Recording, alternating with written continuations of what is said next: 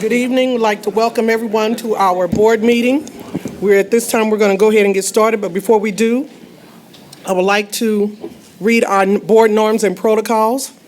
As a school board, we agree to respect differences of opinions in making decisions for the district, to follow best practices in managing the superintendent and the management of the board itself, to stay on task when conducting business for the district, including while at board meetings, to never surprise the superintendent or each other when conducting official business of the district, to read these norms at the beginning of each board meeting and board workshops as a reminder as to how to conduct ourselves during the meetings, to continually self-check to determine if we are following our norms when conducting district business.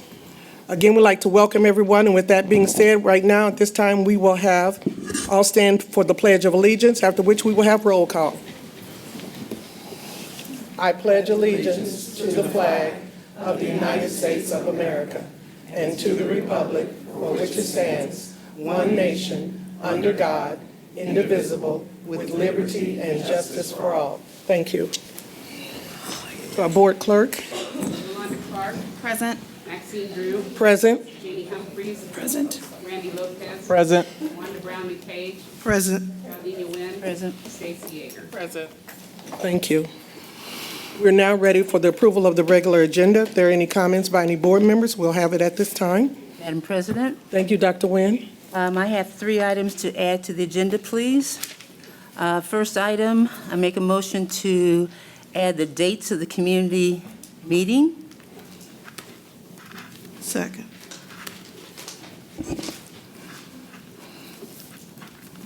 The motion has been made and seconded. Are there any questions? Have we solidified those dates yet? I don't think we No, have. that is the motion to make Those to those discuss. dates. Okay. Okay. All those in favor say aye. Aye. Those opposed, the ayes have it. Thank you. My second motion is I move that the board have a discussion about coronavirus. I need it Second. seconded, please. Second. It's been moved and seconded that we have a discussion about the coronavirus. All those in favor, any questions? All those in favor say aye. Aye. The ayes have it. Thank you. And I make a motion to delete item number 8, policy review, and replace it with a discussion to discuss policy review. Second. It's been moved and seconded. Are there any questions or comments? We agreed to add these to the discussion, so I'm not clear why they're being asked to be removed. We agreed to have a discussion to add to the agenda to follow up in the next board meeting, not to place them on the agenda for first read. No, I was under the assumption, and I'm the one that made the motion to add them to the next board meeting, which this is the next board meeting. And we had the discussion to add the, I think I then asked you, would we have time to prepare?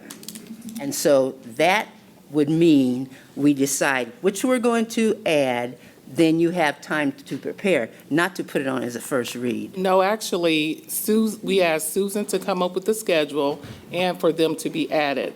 So at that point, she added them, and she's supposed to come up with the schedule for when we're supposed to review them in the future. Yeah, it's posted. And It's the tentative schedule is at the end of, there's number 11 on the board calendar, 11B. But could you find that motion that was made? And could we come back to this, Dr. Nguyen, at the end? You have a motion on the floor. Okay. All right, thank you. So it's been moved and seconded, and we had a question. Are there any other discussions by anyone else No discussions on this. or comment? Not on this one. Okay, thank you. So, A clarification, it's to remove, the motion is to remove those from conversation that today? we agreed to put on here, right? yes.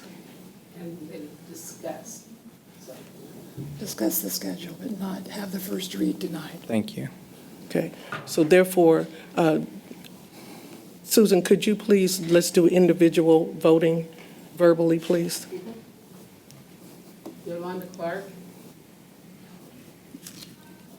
I get turned around every time. So do you I'm want to sorry. keep them on here, or do you want to remove them? If you want to remove them from here, vote yes. No. To remove them, you would vote yes. Right, to remove them, vote yes. To keep them, no. Okay.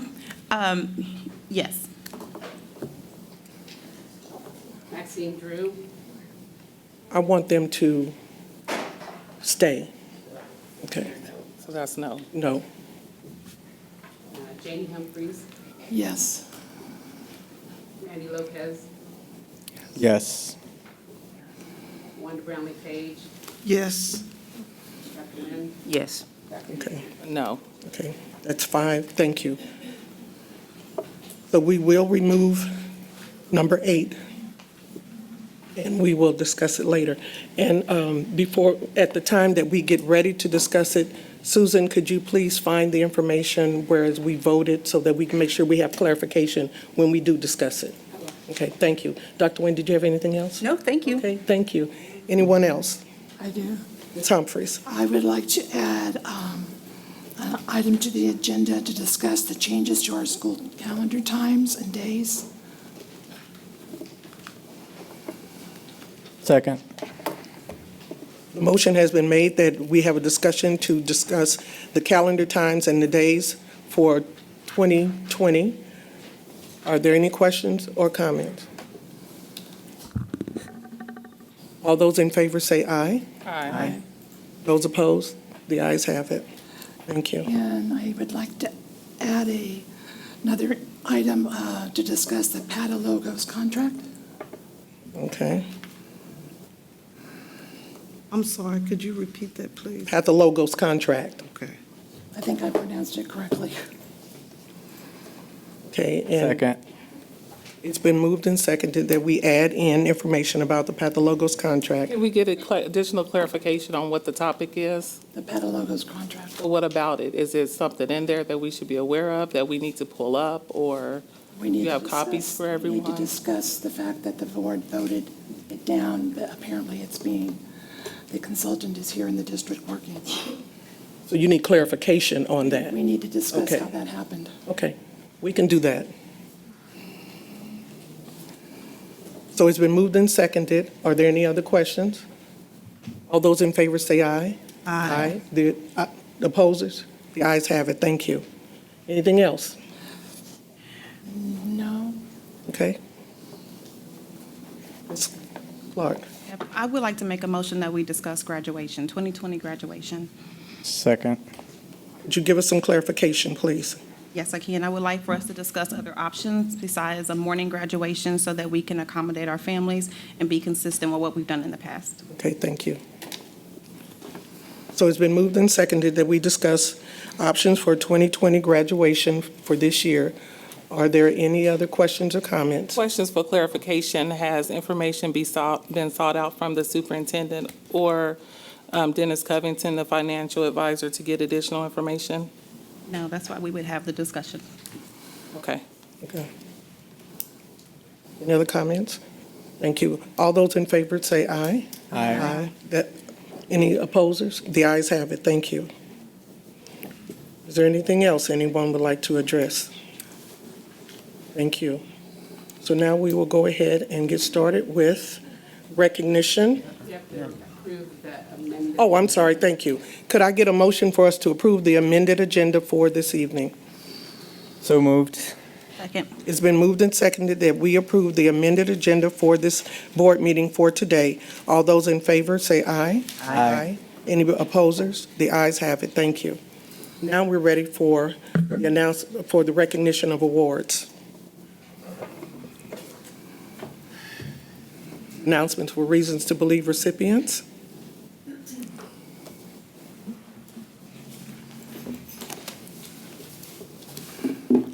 Good evening, Board. Good evening. Evening. So happy to be here and announce the Reasons to Believe honorees for 2019-2020. Yes, ma'am.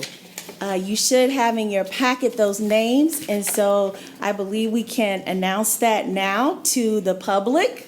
Where are they? We are working in partnership with the Communications Department, so I stand here on behalf of Kansas City, Kansas School Foundation for Excellence and Kansas City, Kansas Public Schools in partnership with the Communications and Marketing Department. Our Executive Director, Yes, ma'am. Mr. Edwin Birch. So, I am happy to announce Amber Buck from Sumner Academy, graduated in 2000. Matthew Chris Dunlap from Harmon High School, graduation 2000. Carolyn Cofield, Sumner High School, 1967. Right, yeah. J.T. Daniels, Wyandotte High School, 2004. Melanie French, Schlegel High School, F.L. Schlegel, 1997. Russell, also known as Rusty Hawkins, Sumner Academy, 1996.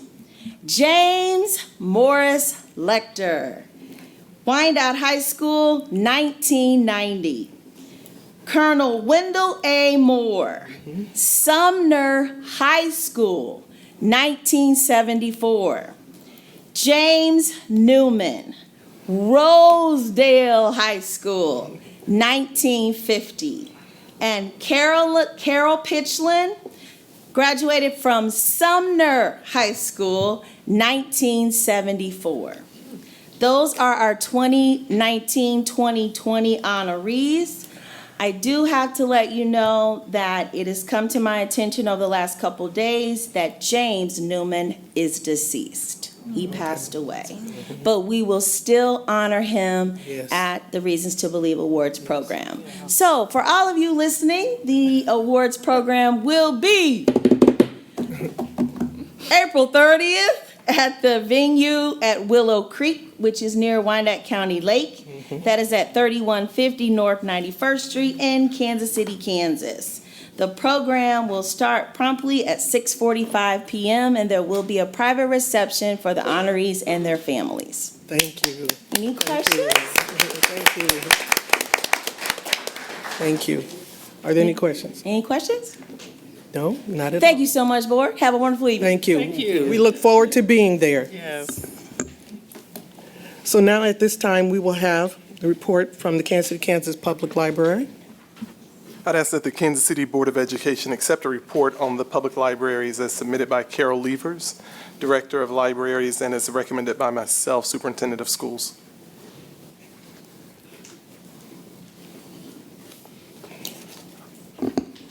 Good evening, Madam Chair. Good evening. Dr. Faust.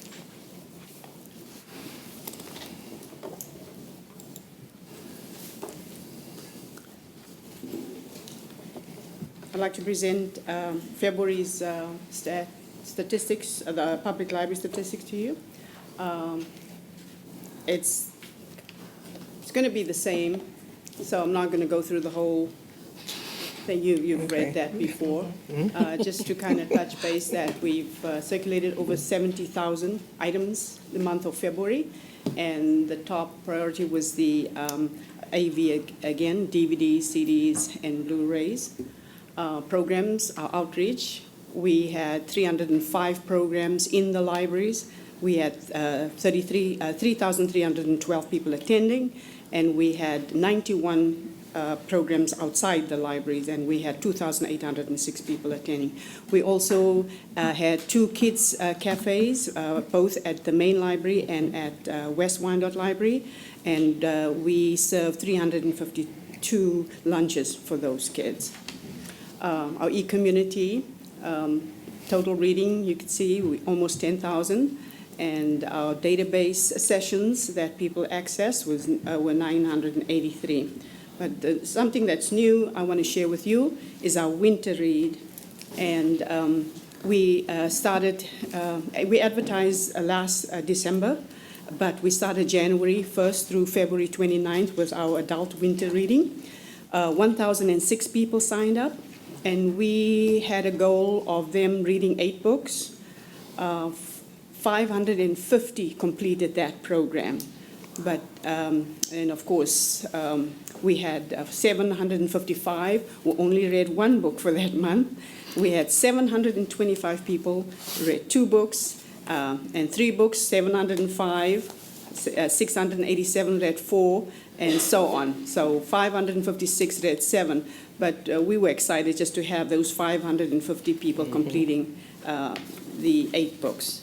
What I want to really read to you is a patron comment that was sent to our library.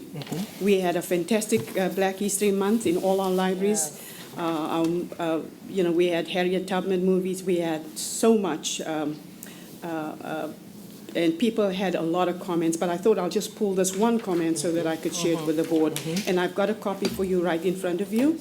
And also, I decided, because we had extra pins, that I'll let you have a pin. So this comment was received from a patron at the main library regarding a Black History Month display presented here exactly as written. Your exhibit during February was well received and well complimented by others who stood in the lobby and hallway to take pictures and read the many accomplishments of their culture. What is unique about the KCK Library is the portfolios with a picture and a condensed version of what they accomplished. When we enter the lobby, we call it the Wall of Knowledge. Great. It's just the right mix, not too lengthy, but just enough to catch the patron's curiosity. Every month we know we might see something new and exciting, and it's almost an anticipation. What few institutions do is taking history to another level with a questionnaire challenge, and that's what we had during the month of February. And award-winning prizes to patrons who get the right answers. Really nice gifts and great souvenirs for those visiting our city. When visitors like Henry Williams come to Kansas City for a boxing or basketball event, they have these exhibits to look forward to besides using the computer or waiting at the snack bar for the show to start. Henry was impressed with the movie and video center on the second floor. He was 3 hours early for the Kansas City, Kansas PAL boxing event, where he traveled 400 miles to volunteer as an official. The video center gave him a chance to relax and enjoy a movie while waiting on the show to start. As I mentioned, I had a chance to frequent other libraries in the metro as well as other cities. They will have the photos of famous people, and in the caption of a poster it will read, Black History Month. But what they actually accomplished is not there. You're left guessing. Space is also limited to post other activities. I also noticed some private businesses have now jumped on the bandwagon, decorating their walls to represent the diversity of their employees. In my sport of boxing, Deontay Wilder recognized Black history with his grand entrance at his world title fight against Tyson Fury in Las Vegas. This took place February 22nd at the MGM Grand. As he walked towards the ring, a video flashed photos of famous Black achievers. This is all attributed to efforts like KCK Library and our older generation's efforts to make the younger generation pay attention and not to take it for granted that freedom, justice, and respect comes easy. As we enter the month of March, I try to inspire my daughters so that what they consider little things are actually big things. My youngest daughter is driving for the first time and had the honor to drive Dad through the streets of Atlanta. She had no clue how much of a struggle this was for some women who are still denied this right. This is just as big as the female pilot that flew us from London to Bulgaria and received applause from the passengers for a perfect landing. Sorry to get carried away with my comments. It's all part of that inspiration. Continue the great job, as I always encourage our visitors coming in March and April to stop by your library. The auto show, the NIAA, the NCAA basketball tournaments, March 28th boxing show, and April 25th through 28th regional Golden Gloves tournament will all attract potential visitors. Great. Best regards, Lawrence Abdallah. I love my history. Thank you. Thank you. It's always good to know that what we're trying to do is being very supportive by our community and the public. And Carol, I want to say thank you. Toni Morrison is coming. I am so excited. She is one of my favorite authors of all time. And so when you found the new location, because I couldn't get in the first time, I was really excited to sign back up. So thank you for, as this letter says, keeping our community engaged in reading. We know that that aligns with what we're doing as a school district to help students read, and we can tell by the statistics that you post every month that you truly are getting out in the community and helping us read. So thanks so much for all your efforts. Appreciate it. Thank you. Anyone else? Thank you. Ms. Levers, just a quick question. Thank you also for all the work you're doing. I'm just curious if, I wasn't able to make all of the events, but if there's a place that houses pictures or maybe video of some of the things that went on that maybe I could go back and look at or others could go and view as well. Of the Different events of that what we took had? place. Yeah, Yes, yeah. we could do that. Okay, that'd be Definitely. great. Thank you. Appreciate it. That'd be great. Anyone else? Okay, thank you.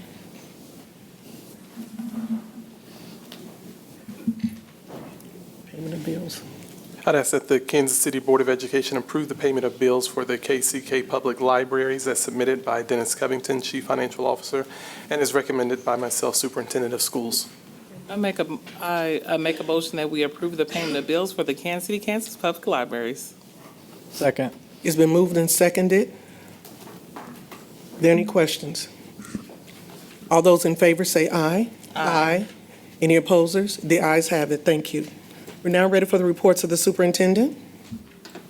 I'd ask that the Kansas City Board of Education approve the professional service agreement with RSP and Associates for demographer services as submitted by Dennis Covington, Chief Financial Officer, and as recommended by myself, Superintendent of Schools. Thank you, Mr. Covington. Good evening, Chair, Vice Chair, Superintendent, and board members. Good evening. At the last board meeting, I brought to you the proposal to have RSP do our demographer study and to make suggestions and proposals for the realignment of areas for New Chelsea and the new elementary school, and to let us lead into realigning the total district for the 21-22 school year.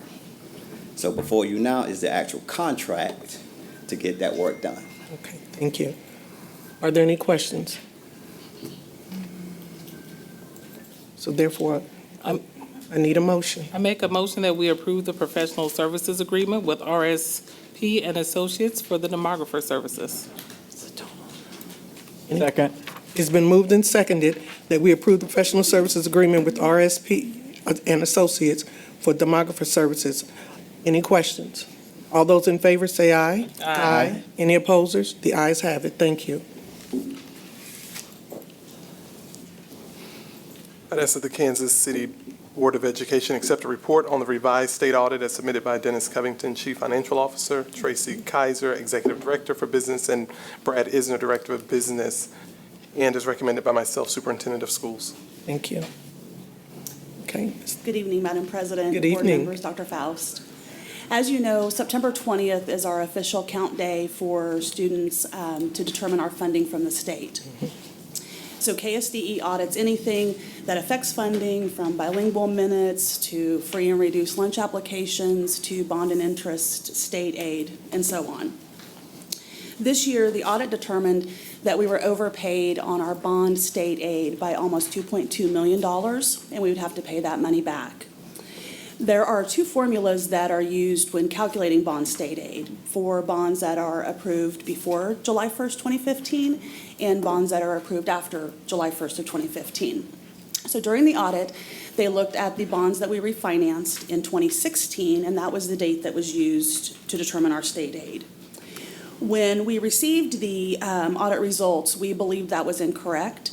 The statute, as we understand it, states that it is when the bonds are approved by voters, and that's the date to be used rather than the date that they were financed. So we appealed with KSDE, and they determined we were correct in our appeal. So the information you have attached to the agenda is the revised letter from KSDE saying that we were not overpaid by $2.2 million and we do not have to pay anything back on bond state aid. So I will be happy to answer any questions you might have. Any questions? I just want to thank you again for being diligent in the finance department to get clarification when something doesn't look right. So thank you again for being diligent to look through our books, know the facts and the records, and being able to send a letter of appeal so that we will be updated. So thank you so much. Thank you. Anyone else? Thank you so much. We appreciate it. Thank you. Okay. So at this time, we're now ready for community comments. But before we get started, I wanted to go over everything with those who are here as far as what the rules for speaking are. We're asking you to be able to participate in this, but at the beginning of your remarks, you must state your name. The speaker's address and telephone number shall be recorded on a roll to be maintained by the board clerk. This requirement will permit the board to direct their concerns to the proper school official for response and follow-up. Speakers must limit their remarks to 3 minutes, which may include questions by the board. Speakers will be timed and advised when their time has expired, and I will let you know. Extensions may be granted upon majority vote of the board. Speakers may only address the board about policy-related issues and general community concerns. Derogatory or critical remarks about specific district personnel or students are prohibited. These matters are deemed confidential and must be presented at the appropriate administrative personnel. Similarly, district personnel may not bring personal matters to the board at this time. There are established complaint and grievance procedures which are designated to address such matters. Speakers wishing to submit written materials to supplement their remarks should make 12 copies for proper distribution.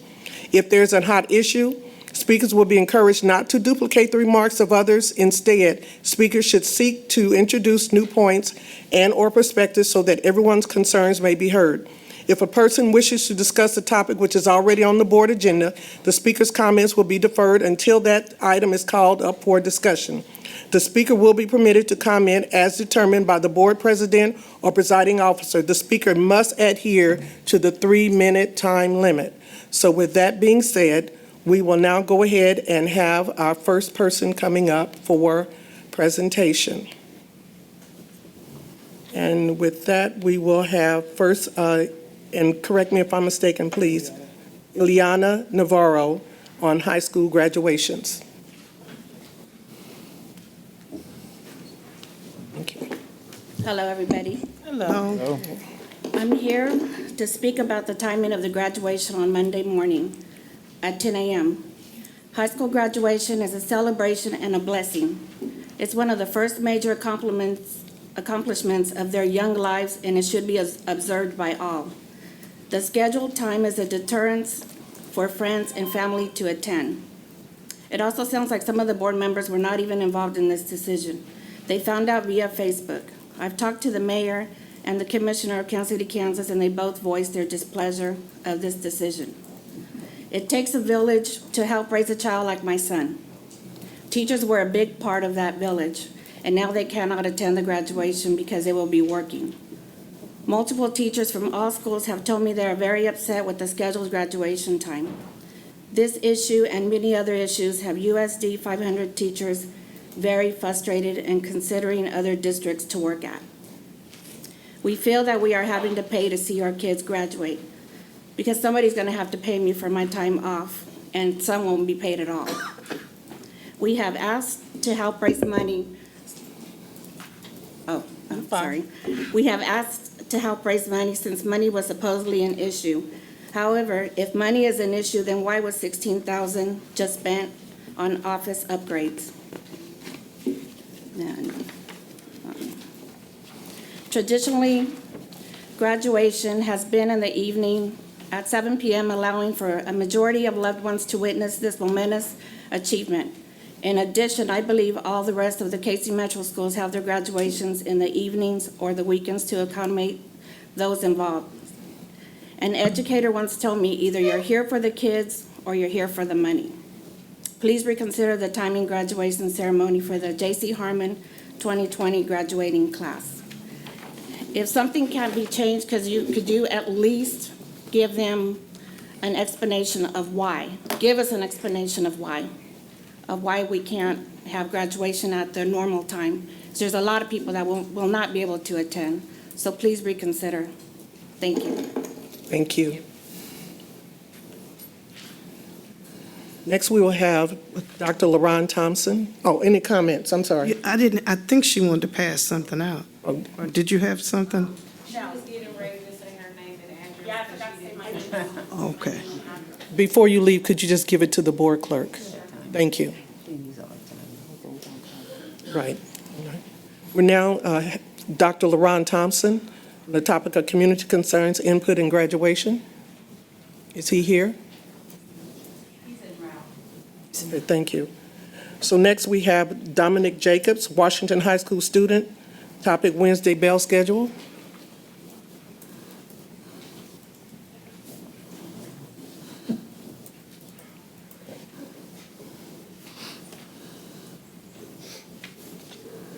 Hello, my name is Dominic Jacobs. My address is 5136 Sloan Ave, Kansas City, Kansas. And my phone number is 913-627-7859. I am a senior at Washington High School. I am here to speak about the new district making up our snow days beginning after spring break. While snow days are unpredictable, we should have been given more notice about the changes happening to our bell schedule, with the addition of minutes in the morning and afternoon, as well as a shift from early release on Wednesdays to full days on Wednesdays. This change should have been given to use more in advance, and my teachers shouldn't have had to learn about it from social media. The day after the Facebook announcement, my teachers were ambushed by students asking questions, and they didn't have any answers about why the huge change. Because some of them didn't even know the change was happening at all. I would like the board to consider that in previous years, we were able to make up time by just adding minutes to each day. And we didn't need to also add a full day on Wednesdays to make up that time.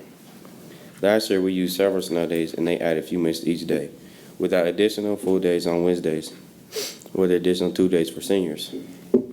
The district calendar allows for additional days for inclement weather at the end of our school year, so why are we not using those days instead of the huge change? As a senior and an athlete, I use those half days on Wednesdays for study hall before practice and to work in our college career center with Ms. Dunlap to apply to colleges, fill out for scholarships, and create a plan for after high school. I am currently still looking at my options for next year, and with baseball every day after school on those Wednesdays are my only time to work with the college and career center without missing classes. Since I have practice or game every day after school, I am hoping to get a scholarship to play baseball somewhere. So I need to be out there every day doing what I can do to get better. Changing to a full day on Wednesdays also prevents students from going to their jobs or helping with their siblings. While I am lucky enough that I am able to go to baseball practice on weeknights instead of going to work, I have friends and fellow classmates who are not as fortunate. Many of my friends and classmates work 30-plus hours each week to help provide for their families or live on their own and work as many hours as they possibly can in order to make sure that their bills are paid so that they have a place to stay, utilities, and enough food to eat. By changing up to a full day on Wednesdays, it limits the hours that students are available to work as many of their employers know that they normally are able to work. And this change will hurt students in places they work as well. They will now need to find someone else to work You have those 15 hours. seconds. Okay. And classmates are now making less money and are less likely to be able to support themselves and their families due to this major change to the school week. Thank you for your time. Thank you.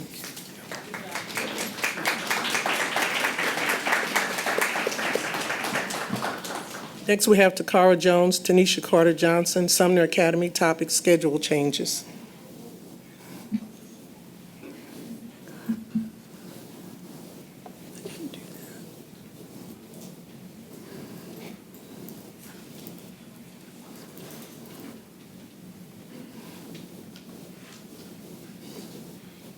Good afternoon.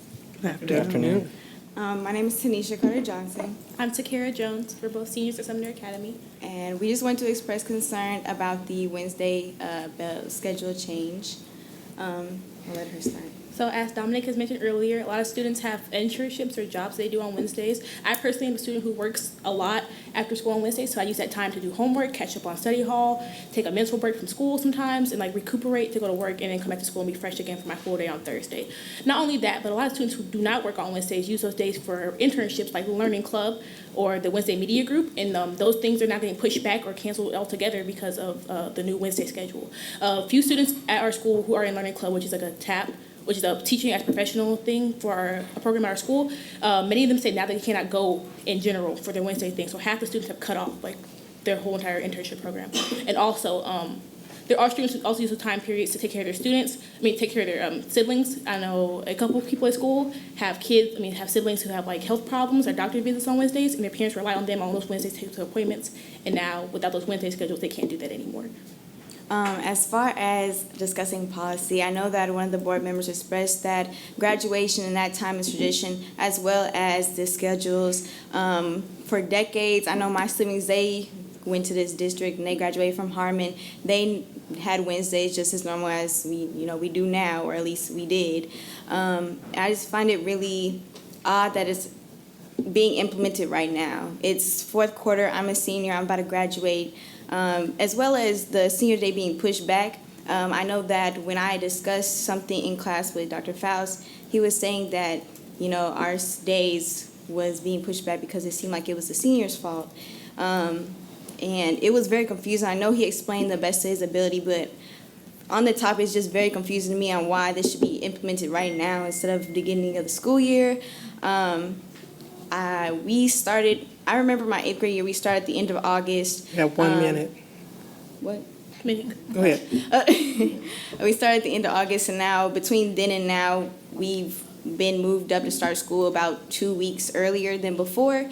And we also added 5 minutes to our day, so it kind of confuses me on why. The Chiefs Parade, I went to it, was fun and everything, but I just feel like that day off for us was unnecessary, although there were weather things, going on.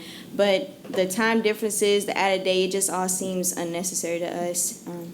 And also, as students, we understand we need to add that extra minute of instruction in our school. But as Dominic also mentioned, we have those 4 days implemented already in the calendar. So adding this blindsiding with this Wednesday thing is, like, in our opinion, unnecessary. And most students would rather have the 4 days extra, or even the extra time in the minutes, but definitely not the Wednesday schedule. So hopefully you guys will reconsider that. And thank you for letting us speak today. Thank you. Thank you.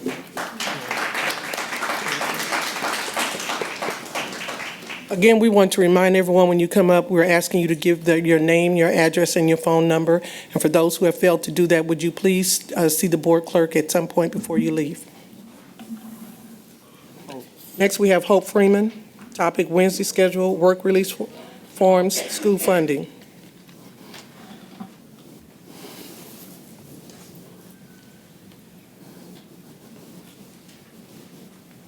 Hello, it's nice to meet all of you. My name is Hope Freeman. I live at 6527 Georgia Avenue. My phone number is 913-302-8970.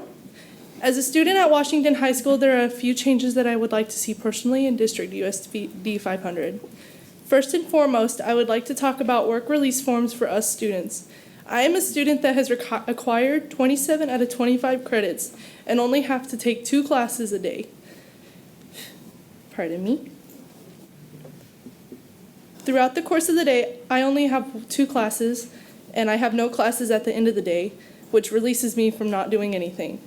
By the end of the semester, I would have an estimate of 30 credits or more, and I was informed that 150 students or more could have been gone because they met the complete requirements.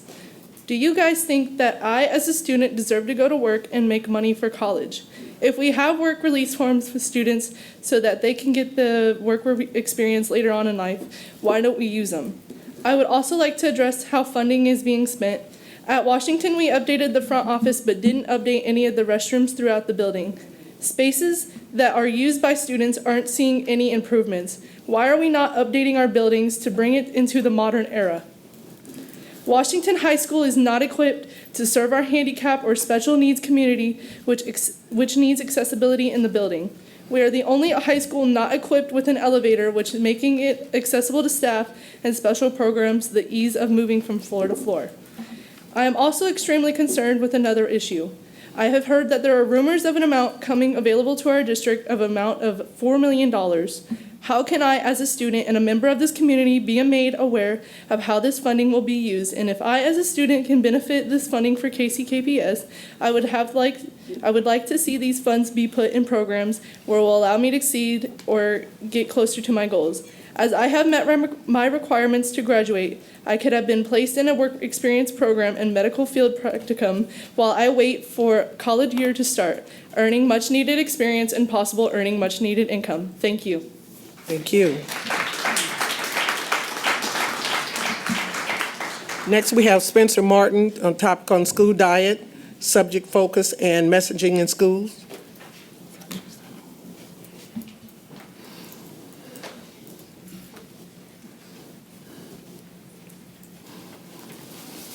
Man, it's encouraging to see some students advocate for some things they care about. Dear members of the board, Dr. Faust, and KCKPS community, thank you for your time this evening. My name is Spencer Martin, and I'll provide the board clerk with my information because YouTube. Many of you know me and my role in the district, but I'm here tonight as a parent of a student in the district and only as a parent. By way of background, this is my third year living in Kansas City in Wyandotte County, and my family and I could not love it more. We moved here to be a part of this school district and community due to the diversity, culture, sense of community, 4 seasons, and oh my goodness, the lack of traffic is amazing. In the short time we've been here, I've developed a deep and abiding love and loyalty for the community and USD 500. It is because of this deep love that I want USD 500 to improve, and that's why I stand before you here today. Not out of a sense of despair, but one of hope. My son is a student in this district, and I've been blown away by the care and consideration that he and my family have received from teachers in building leadership since arriving at Wellborn Elementary, and especially his current teacher, Mrs. Walker, who is nothing short of amazing. Out of my love for this district and desire for its improvement, I have some concerns about things happening here that I've seen and that teachers and other parents have made me aware of that came to a head last week. I'm seriously concerned with the overemphasis that we seem to be placing on state testing and ELA and mathematics to the seeming exclusion of everything else, which I believe is causing direct harm to teachers and students. I've been seeing it for a while, but I felt compelled to address the board after talking with my son's principal because I've been made aware that administrators and teachers district-wide are being encouraged and or mandated to stop or decrease teaching science and social studies until state testing is done to focus more on ELA and math and explicit test prep. This is even on top of the more limited time that those subjects already receive in elementary school. If this is not a message coming from the very top, then I would ask for an explicit message contradicting that narrative, and if it is, I would ask respectfully that you reconsider that message. Decisions like removing or lessening science, social studies, fine arts, PE, recess, and other electives disproportionately affects children like those that we serve in our community and causes and perpetuates inequality and inequity because they have significantly fewer opportunities to learn varied content and contexts. Nell Duke, a prominent literacy researcher, makes the same point, and I would encourage anyone who's interested to watch her recent video titled Speaking Up for Science and Social Studies. Duke describes how declining science and social studies in U.S. elementary schools affects children living in diverse urban communities like ours at much higher rates. She argues that it may seem like in the short term we may raise achievement in math and literacy by spending so much time on those disciplines, but in the long term we're going to pay for the system that we've created. In her words, short-term gains, long-term pain. I want to clarify that I'm not here to cast blame or demand anything. I'm not sure where this message or idea is coming from, but I would respectfully ask that it be seriously reconsidered and directly addressed. 30 seconds. It is not okay to give our students fewer opportunities to learn than our suburban neighbors. My son is not a test score or a data point. He is a learner and a person with social and emotional needs that loves his school, his friends, his teachers, and his principals, and we do not want him to have to sacrifice learning opportunities and develop a strong distaste for school because of where he lives. In conclusion, I appreciate that accountability matters, but I worry that if we don't balance accountability with teacher support, we run the risk of a mass exodus of quality educators. I don't want my son to lose any of his amazing teachers. Your time is up, sir. Thank you. Thank you.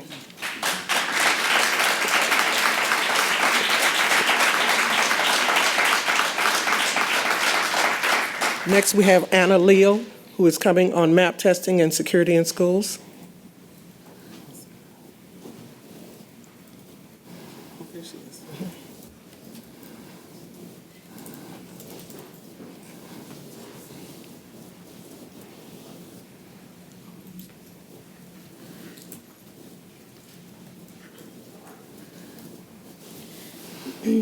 Hello, my name is Ana Leal. Phone number 913-326-4657. I am the PTA president at Central Middle School, PTA president at McKinley Elementary School. First and foremost, I want to thank Dr. Faust and some board members for meeting with me last week to discuss a petition that parents at Central Middle School submitted in November 9th. Thank you for telling me exactly what I wanted to hear. But it still doesn't change the fact that we have an alarming shortage of teachers. Our kids are not prepared for any or another map test. It is incorrect to keep putting pressure on these students with these map tests when they haven't been taught or prepared for it. I will not submit my kids or students to this test next month and set them up for failure. I want to ask the board to reconsider testing these students, for there are no teachers to prepare them. We want the board to assign 2 security officers in each school. Teachers, especially in middle schools, teachers need help keeping order inside the building and outside the schools after dismissal. Students also deserve to feel safe. I also would like to ask the director of the student services in this district to reconsider expelling students who have thick files of violent behavior. And if for some reason this is not possible, we want the board to hold parents accountable for their kids' bad behaviors, bullying, and drug smuggling into our school. Just the same way that you hold them accountable for unexcused absences by sending them to court, we want parents to also be held accountable, maybe even sent to court for their kids' bad behavior. We really need the schools to be safe for our students, and maybe this way parents would actually pay attention to their students if they are held accountable as well. Thank you. Thank you.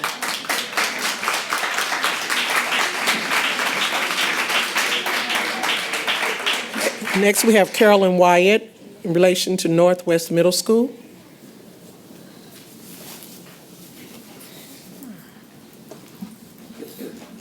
Good evening. Good evening. My name is Carolyn Wyatt. I live at 359 Troop, KCK 66101. My number is 913-787-5385. And I'm here still on behalf of Northwest Middle School, the principals, security guards, and I don't have my notes, I lost them somewhere, but I came to compliment the principal and the vice principal that was at Northwest Middle School. They had high morale. I seen a lot of programs they had in Northwest, how the teachers were breaking kids up in small groups, and they was really trying to work with them and get things done. And it was positive. They didn't have a lot of problems there at all. I think they did a great job. I think that by sending the heads away from the school, you actually create a problem, because now the kids are trying to figure out what is wrong when things were going fine. I know the principal myself, and I know I had nephews going to Northwest, and I had attended there and their games and even after school. And I know that they had one security guard, and I know that all schools need, if you have over 900 kids, you need more than one security guard, and they need to be stable. They don't need to leave there and go somewhere else. You need to leave them there so that they can do their job. And if there's a shortage, you know, there's plenty of money to come to a school district, but you have to figure out the best way to use it. And the kids are most important because they are our future. And if we don't put anything into them and have enough teachers for them and not overcrowd the classroom, you're actually failing the kids. And we're supposed to be promoting and complimenting the kids, and also the principals at the school. If they've been doing a good job, don't move them. If there's something that was wrong, let them know so it can be corrected. If they hadn't been corrected, then you have a problem.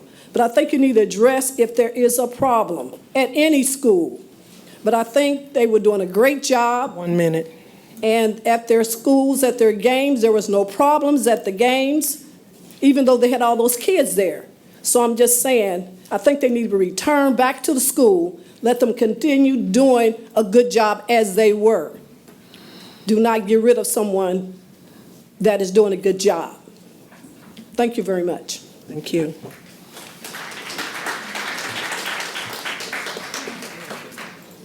We have Ms. Manick, who is here, Community Building and Outreach. Hello, to Sear Mank, 212 North 38th Street, 913-232-3912. So I wanted to touch on some of the subjects that have actually been going around here, because I was supposed to speak at the last couple of them and I missed. So today I want to start out by saying that to the community's understanding, the board is here to speak for us and to put in place what we come and ask for, or what is best when the community gets together and wants something.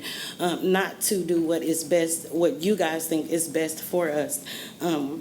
We should have some say-so in what goes on with our students at school, especially the parents who are involved in school, like me and some of the others. I want to second Ms. Anna, though. We need everything she said. For our leadership to tell a community member so when a petition of 1,500 names is presented to them, saying that we want our students to graduate in the evening instead of the morning, is arrogant.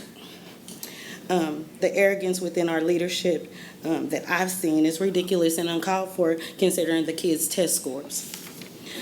The leadership, I actually, and considering that I'm the one out here in the community working with the kids, at not only in school but at the recreation centers, I know their reading levels, their math levels, because I tutored them as well.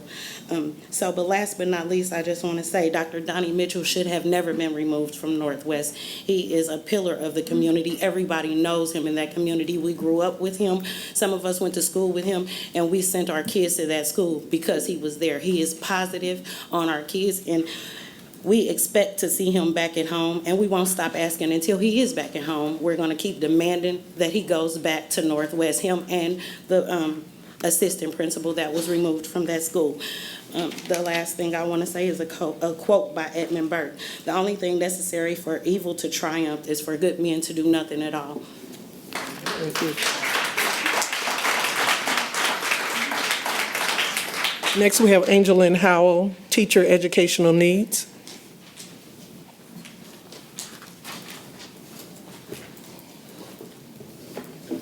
Good evening. Good evening. My name is Angelyn Howell. I live at 2517 North 8th Street, Kansas City, Kansas. My phone number is 816-529-7873. I am here requesting that you, the district, and the board take the time to assess the happenings within District 500. The lack of qualified teachers in classrooms, the lack of curriculum, low test scores, and inadequate discipline policies. I find you, the board, and the district are hiding behind the NEA and some form of the Family Medical Leave Act as a means not to replace teachers on long-term leave. This policy is leaving our students uneducated and neglected. Substitute teachers cannot teach our students. They are not contract teachers and are not there long enough to develop a rapport with the students. My question is, how can our students learn if there are no teachers teaching them? How will the 12 and 15% proficient scores be increased when the students have knowingly been neglected by you? Where is the disconnect between learning and testing? The data shows a downhill spiral from the first quarter third grade to the third quarter fifth grade. I attended a parent meeting last Thursday at Northwest Middle School. After the meeting, I stayed to address some of my concerns about the teachers. The administrative team of Dr. Nevels, Mr. Knight, and Ms. Portley were there until 9 p.m. making phone calls to teachers to ask them to cover 16 classes for Friday. Once again, the lack of teachers and substitutes are an issue here at District 500. When are you educators going to address the issue of teacher shortage and start hiring qualified teachers to teach our students? At the last board meeting, it was shocking to hear that curriculum had not been updated in 10 to 15 years. Our students are supposed to be in the 21st century, a time of technology, the learning of STEM, which is science, technology, engineering, and math, and a time of programming and a time of web exploration. Instead, our students are lost in the 19th century, functioning with no books, no school laptops, no certified or experienced teachers. I have heard nothing but excuses, and for these reasons, our students are failing. Well, times are changing from this day forward. I have contacted our local, state, and federal elected officials for help, and they all said it was the responsibility of Ms. Nguyen, who is our state representative for education. Hello, Ms. Nguyen. Hi. I am seeking assistance from whomever may care to help our students learn. You are all on notice. We want action. Thank you. Thank you. And our last comment comes from Annette Peoples, Northwest Community.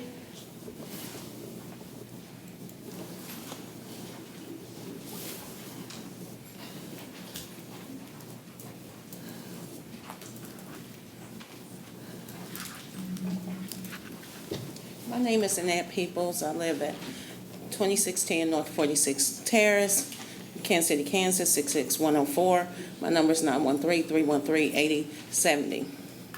At first, I want to say this. I looked everybody up to see what part of the community is it. Northwest was my main point But over the week, kids, parents sat in my office and cried, like, Mrs. Peoples, what we gonna do? She said, I have to lose my job. If I miss get one more point, that means Wednesday, I have to take off to go get my kids. I was like, just believe in it. We believe in a city that's supposed to love our kids. They are being ignored. They are humans. They are not dogs. I watch how these kids are crowded up like prisoners. It feels like the district is getting our kids ready for prison. Shawnee Mission don't have metal detectors. Yes, these kids come from back. You put a dog in a cage and keep it in there for a long time, it will bite you. I watch teachers say, I can't handle it, but you allow this one kid to taunt the whole class all day. Then the other kids pick on. I'm going to taunt because this teacher ain't doing nothing. The principal's not doing nothing. Nobody. But I seen black men who stood up and stayed at the school. My son went to Northwest. He lost his father. He didn't have no way. My son was like, I don't want to be in this district. It's nothing here. I watched people call our district ghetto. They say they ain't gonna never learn. They can't be nowhere. And I tell people why I stand for my district. My daughter came from FL Sligo. She graduated from KU. She made a difference. And I watched the same teachers who told her she wasn't gonna be nothing in high positions. 1 minute. And I'm gonna tell you, keep biting. All this money coming in the district, why build your buildings, but there's no foundation there. Them kids gonna fall through it. You know? Everybody's saying we love the kids. Why are the kids like dogs right now? Feed our kids mind, body, and soul. They don't have fathers and mothers at the house. They are raising themselves now.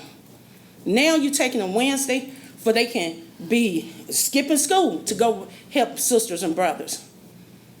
We need to rethink all of this or remove people who don't believe as our kids believe. Thank you. Before we move on, just want to check if Mr. LaRon Thompson is here. Okay. Thank you. So with that being said, we'd like to thank everyone who did come and give those comments. At this time, we were going to go toward our consent agenda. Dr. Nguyen. Madam President, thank you. I'd like to set aside item D, like dog. Human Resources Report. Okay. I make a motion that we approve the consent agenda minus item D. Need a second, please? Second. It's been moved and seconded that we approve the consent agenda, setting aside item D. Any questions? All those in favor say aye. Aye. Opposers? The ayes have it. Thank you. Dr. Nguyen? Madam President, I've been approached by members of the community, and I need to ask you, when and why did USD 500 institute a hiring freeze, and is it still on? We have overcrowding, we have applications. People say they're still in a pending position after 6 months. We have subs, long-term subs, teachers on waivers. When did we institute and why did we institute a hiring freeze? Okay, this is my first time ever hearing of this. Okay, I've well. never heard of this. So, yes. Dr. Faust? So we hadn't instituted a hiring freeze. Actually, on Monday at Cabinet, we were reviewing the ask from last year, and principals had given their ask, and they still have those openings. So the positions are still there. They just hadn't hired. As you know, we're still looking for teachers. If we've asked parents, if you have a degree and you want to come through the program, there's programs here in Kansas City that we can help you get a teaching certification. So we have not instituted a hiring freeze. Well, I was told that by members of the staff, but still the question is, why are applications still in pending holding positions for 3 to 6 months? And, throwing up one's hands does not resolve the question to the people. So if one would look at the computer, are you saying it doesn't say pending? It possibly does say pending. That means that someone has gone in and looked at the application. But as far as, I'm not the expert on that technology, so I can't answer. I don't know if there's someone from HR who. All I'm going to say is that, of course, we look at all those positions. We go through a process to see what we can find out about certain applications. We hand them off to the hiring manager. They then need to go in and update the status.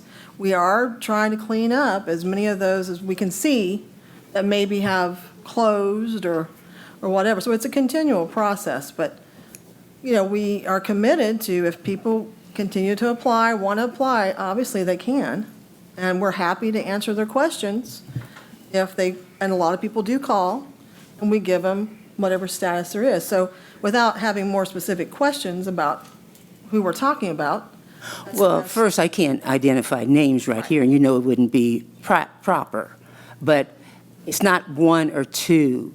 And if, this is not the first time I've mentioned this at a meeting. It could have been third or fourth month I've mentioned this. So I will ask that the individuals contact HR, and if it continues, I'll come right back and say the same thing, because it's not, it can't always be someone else's fault, the way it seems like it's coming down, that the system is just not working. If the system's not working, or if someone down the food chain is not doing their job, then how do we resolve that, I guess? That's my question. We have vacancies. We haven't received a vacancy report in the last 2 or 3 months that is supposed to be presented. So, it's a We're happy to dilemma. answer the questions as they come to us. And so if you have somebody that wants to ask a question, please just have them contact us. Okay.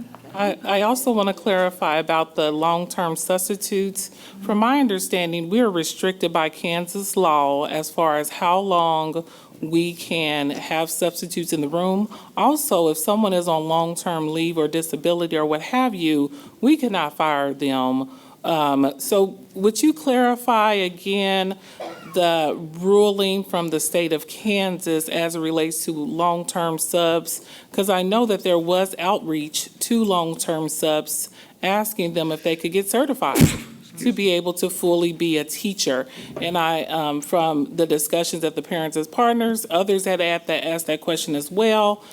Because we do have a pathway that people can take to get certified, but I think it may not be clear to the community the restrictions that we have as it relates to those positions. Thank you. Anyone else? Well, there are several different classifications, okay? People can get emergency sub-licenses. There are people that have associate's degrees, and they can teach in our district, but they can't teach at the same length as somebody with a bachelor's degree. Then we have people who are fully certified to be teachers who are decided they wanted not to work on a full-time basis. They can be longer-term subs. There's various categories of substitutes, and we have to monitor that all the time to make sure that we're not in any type of violation with the state on what their requirements are. We have many pathways for people who are interested in teaching in our district or being a sub in our district. We're always having career fairs. We're having some that's coming up. They will be well advertised. So we constantly are looking for teachers, subs, and various other positions in our district, because it takes a lot of positions to support the district. So these are all things that are available on our website. We have many career fairs. We advertise multiple ways.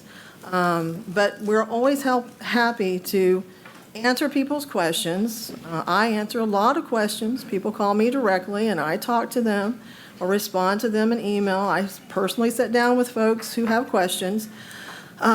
So I'm happy to always do that, and happy for our staff to try to answer these questions that people have. But that's in a general And for clarification as well, yes, a sub can only be hired for a certain amount of days, after which they can be offered a position. That's true. There's also waivers. So, Dr. Yeager, I'm sure you understand, we all understand, no one can hire illegally. No one can break any laws with any hiring, and no one's going to do that. But yes, there are, with a shortage and with the overcrowdedness, one needs to, and I assume you're doing this. This is just again, the discussion that there are people who still say their applications are pending, been pending, and they have the credentials. So it behooves me to not mention it. Thank you. Well, one of the things. I did. I just wanted to mention, and I don't know all of the processes, so just being agile and flexible. I know we have career fairs coming up. Are we doing things the same way? Are we looking at different recruitment tactics to make sure that we are getting talent in? So that's more of a question to you. Are career fairs always in the same place? Are we looking at other places? What are we doing different? Well, we have a lot. I mean, it's more than I can go into tonight, but yes, we try career fairs a lot of different places. We had some at the library in the past. We have them at the district offices. We mention it in the parents as teachers meetings. So there's various ways that we are always trying to get out in the community. We have 2 new recruiters who specifically go out and target and try to get with various groups of teacher groups, clubs, colleges, college clubs, career fairs. We are really always working this issue. It is unfortunate there is a shortage of teachers, and of course, a shortage in teachers in the places that we all want them. So I think, to be fair, I had the question, but our community has the question as well. So I hear what you're saying. You're working in it, you're breathing it, you're living it, but our community is not. So the questions are being asked so that they understand exactly what is happening behind the scenes as well. So it's a fair question. Yeah, that's why we had the Parents as Teacher Night, and we had time there to discuss these. And again, we have many career fairs. So we just keep advertising. We put things on social media as well. So we are committed, and we will work harder to make sure that everybody knows when all those activities are going to be, and to communicate what our processes are.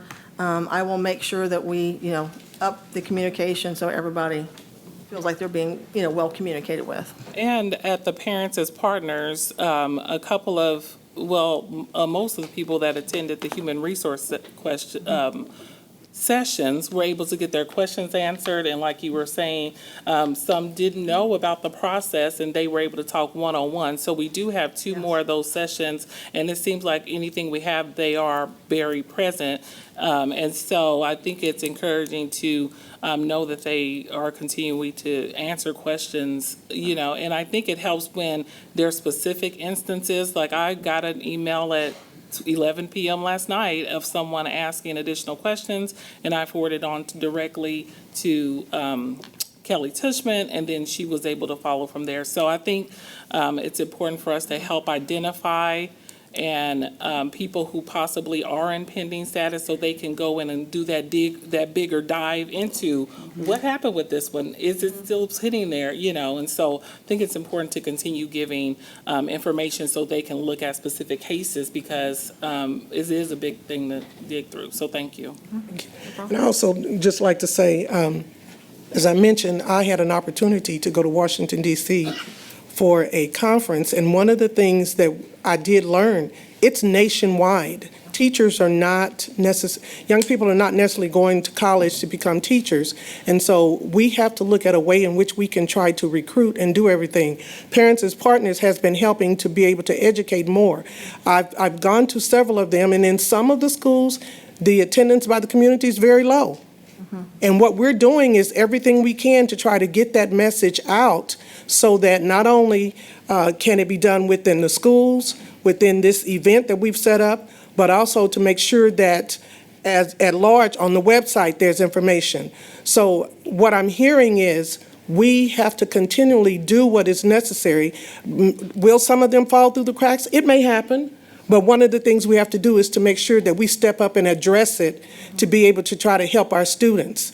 Having our young people in schools with a lack of professional people to teach them is not what we want to do.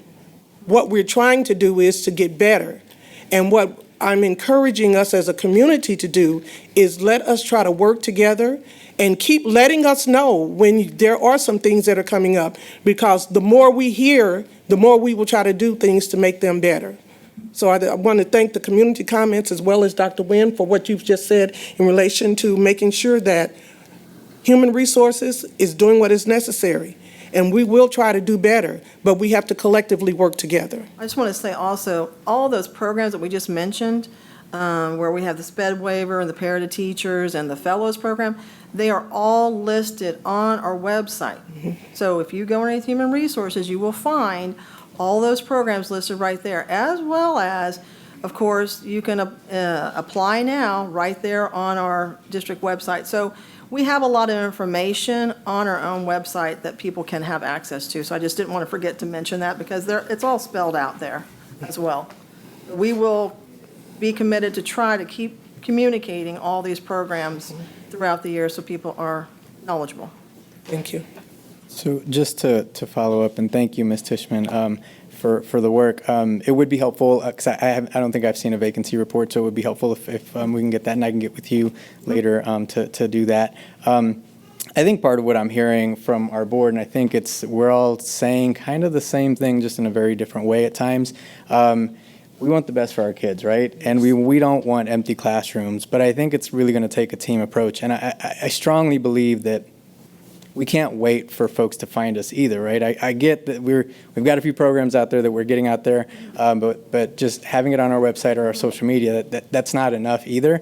I think you've got some great resources here on the board that are hearing things in our community, and so I think it's incumbent on us as board members to make sure that we're bringing this to the attention of our staff, of our leadership, and also of our leadership to take advantage of us. We might have certain connections that others might, and so I'm offering myself as someone to help with this, because I don't want to see our classrooms empty. But I think it's incumbent on our leadership and staff for us to make sure that we're doing everything we can, getting creative, and not just saying, well, they're not filled and they're not filled. So we have to do a better job as a team to make sure that we're working to fill these positions, and so use us. I mean, people are coming to us, so we're going to continue to bring these issues, and the community is going to continue to bring these issues. It's not going to go away. So I think we just have to do a better job together. No, and actually there's been some board members who've been very helpful to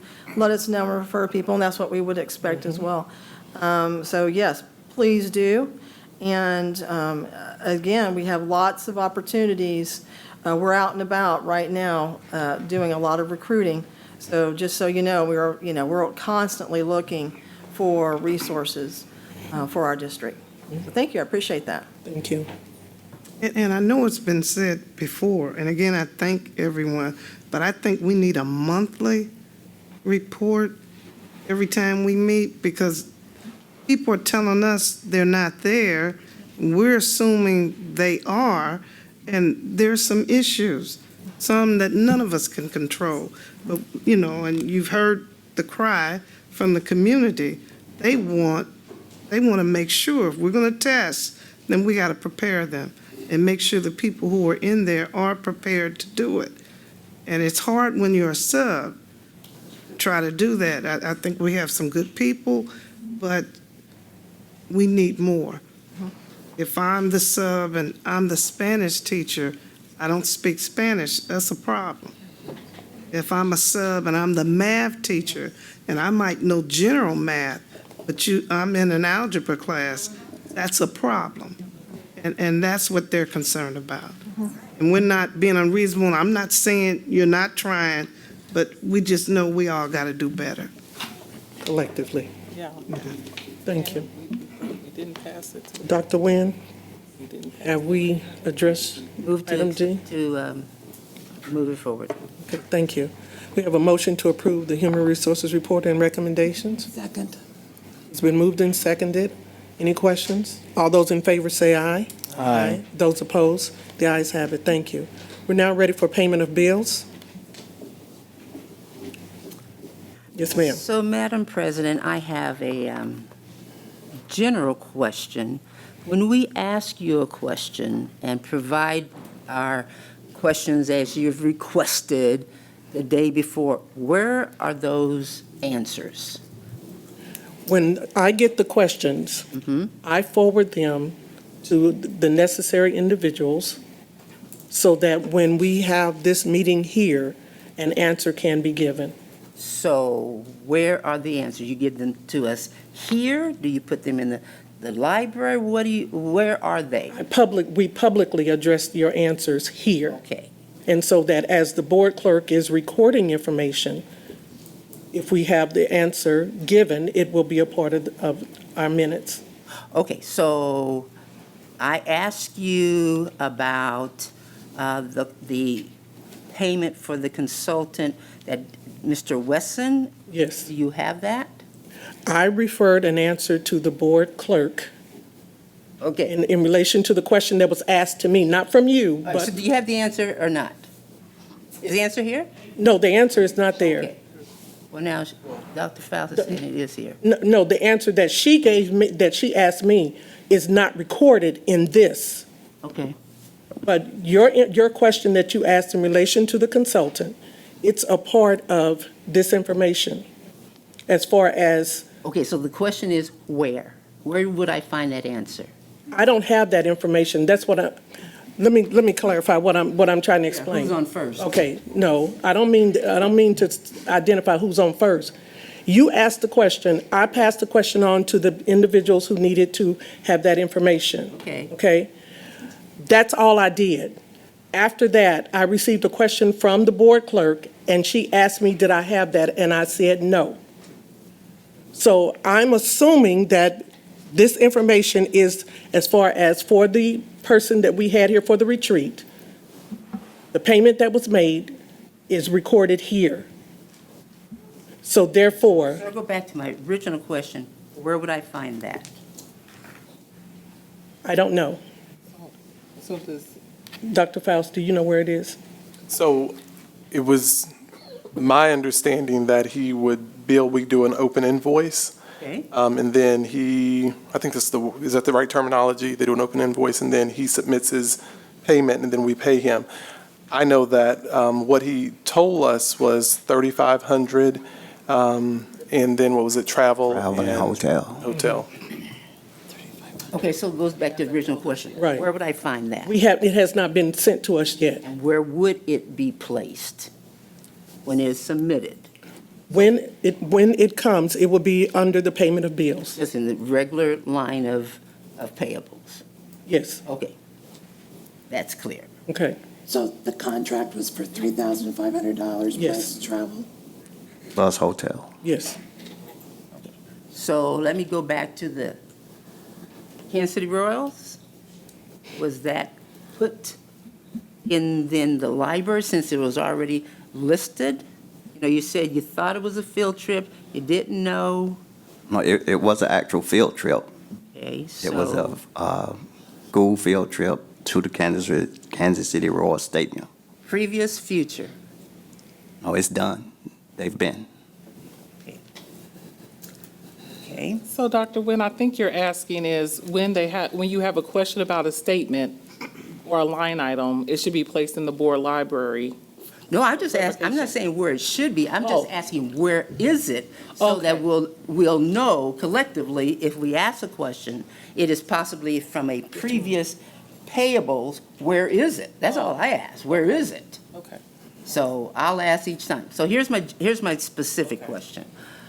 What is the $2,800 for Hogan Prep District Transportation on page,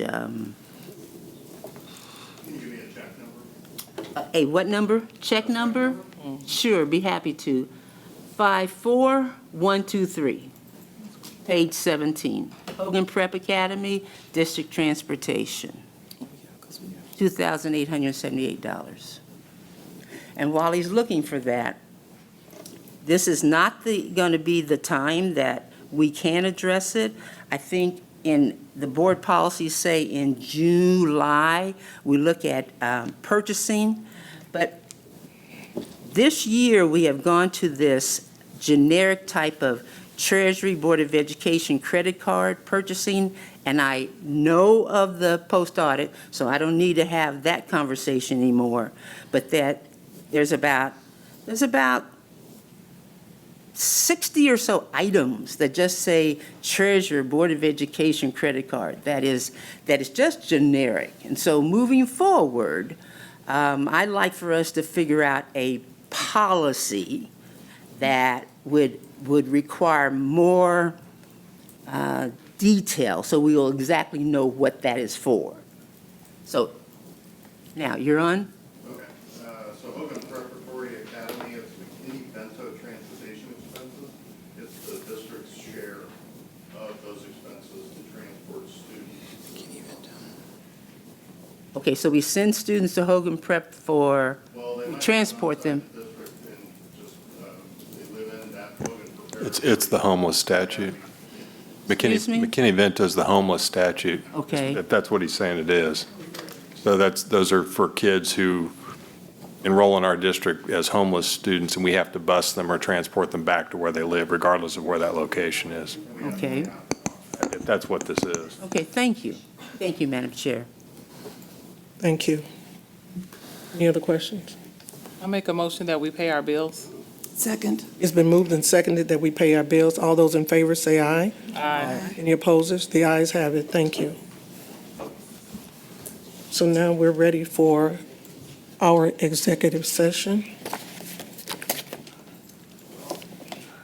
I need a motion for the board to recess to executive session at 6:25 for 10 minutes to discuss the superintendent's evaluation process pursuant to the exception for non-elected personnel under the Kansas Open Meetings Act. The board will return to open session at 6:35. Madam President, you have a question. The items that were added to the agenda, when do we come back to, do we do that after the executive Policy session? I thought review? we do it before. Yeah, should do it before executive session. I thought we were going to discuss those at the end. Am I correct? Well, I mean, we added them to the agenda, and again, I just assume, I'm asked Right. that after I thought we would do it. I assumed that at the bottom where it's the tentative schedule for policy review, that we would address it at that time. No, I'm not talking about the policy review. Remember, several items were added to the agenda. Oh, I'm sorry. My question was, I thought it would be after you would keep going down until we address it, and then come back, because we never did that. Yeah, I don't think anybody specified where they were going to go in the agenda. They were just added to the agenda. So, I mean, you can take them up whenever you want to. Okay. Okay, I was We just probably should be more asking why. careful about that next time we amend the Okay, agenda. so can we, let's We can go through the next session. let's go through an executive session, and then we'll come back to those after we get through. Thank you for Just asking. Thank you. Asking, I didn't know. Thank you, and I want you to ask. Thank you. I'm a work in progress. Thank you. I appreciate it. I appreciate it. So again, we had the motion for the board to recess to executive session at 6:25 for 10 minutes to discuss the superintendent's evaluation process pursuant to the exception for non-elected personnel under the Kansas Open Meetings Act. The board will return to open session at 6:35 with no action to follow. So moved. Second. It's been moved and seconded. All those in favor say aye. Aye. The ayes have it. We are going to executive session. Thank you. Could I get a motion that we resume into open session with no action to follow? So moved. It's been moved and seconded. No, can I get a seconded, please? Second, I'm sorry. It's been moved and seconded that we return to open session. All those in favor say aye. Aye. Any opposers? We're going to make a quick change. We recognize that we had community comment, and Mr. Thompson is now here, and we're going to ask if he would come up and make his presentation. And Mr. Thompson, we ask that you please give your name and address and phone number, and know that you do have 3 minutes. And we start now. Thank you. Thank you so much. Thank you for adapting your schedule for me. Being a pastor is sometimes difficult. I had a death of one of my members of my church, and I had to attend to that family. Again, my name is LaRon Thompson. My address is 7101 Verde, Verde Drive, Kansas City, Kansas 66109. And my phone number is area code 913-808-7601. That's for anybody who has any questions about any comments that I may share today or have shared in the past. Last board meeting, I was here to address this board and superintendent with regard to graduation times in our district.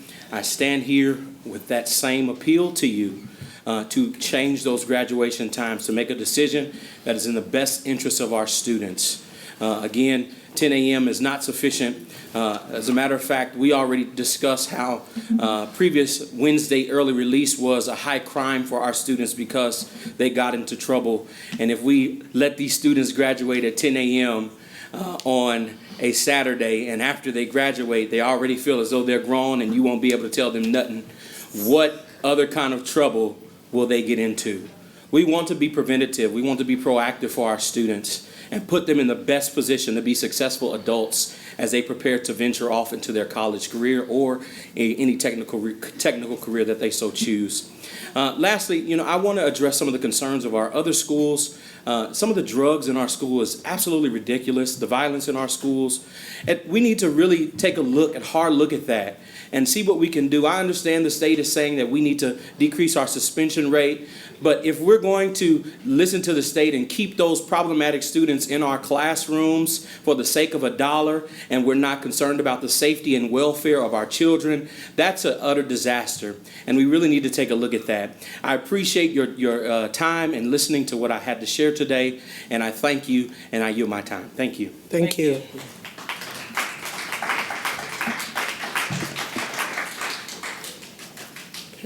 Madam President, I have a request to amend the agenda to add an executive session due to a misunderstanding between me and Mr. Cohen.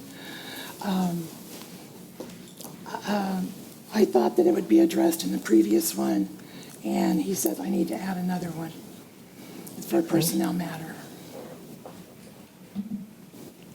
Second. It's been moved and seconded that we add an executive session for personnel matters. Any questions? All those in favor say aye. Aye. Those opposed, the ayes have it. Thank you.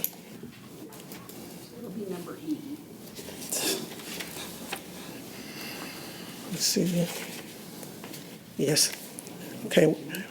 I need a motion for the board to recess to executive session at 6:45 for 15 minutes to discuss teacher negotiations pursuant to the exception for employer-employee negotiations under the Kansas Open Meeting Act.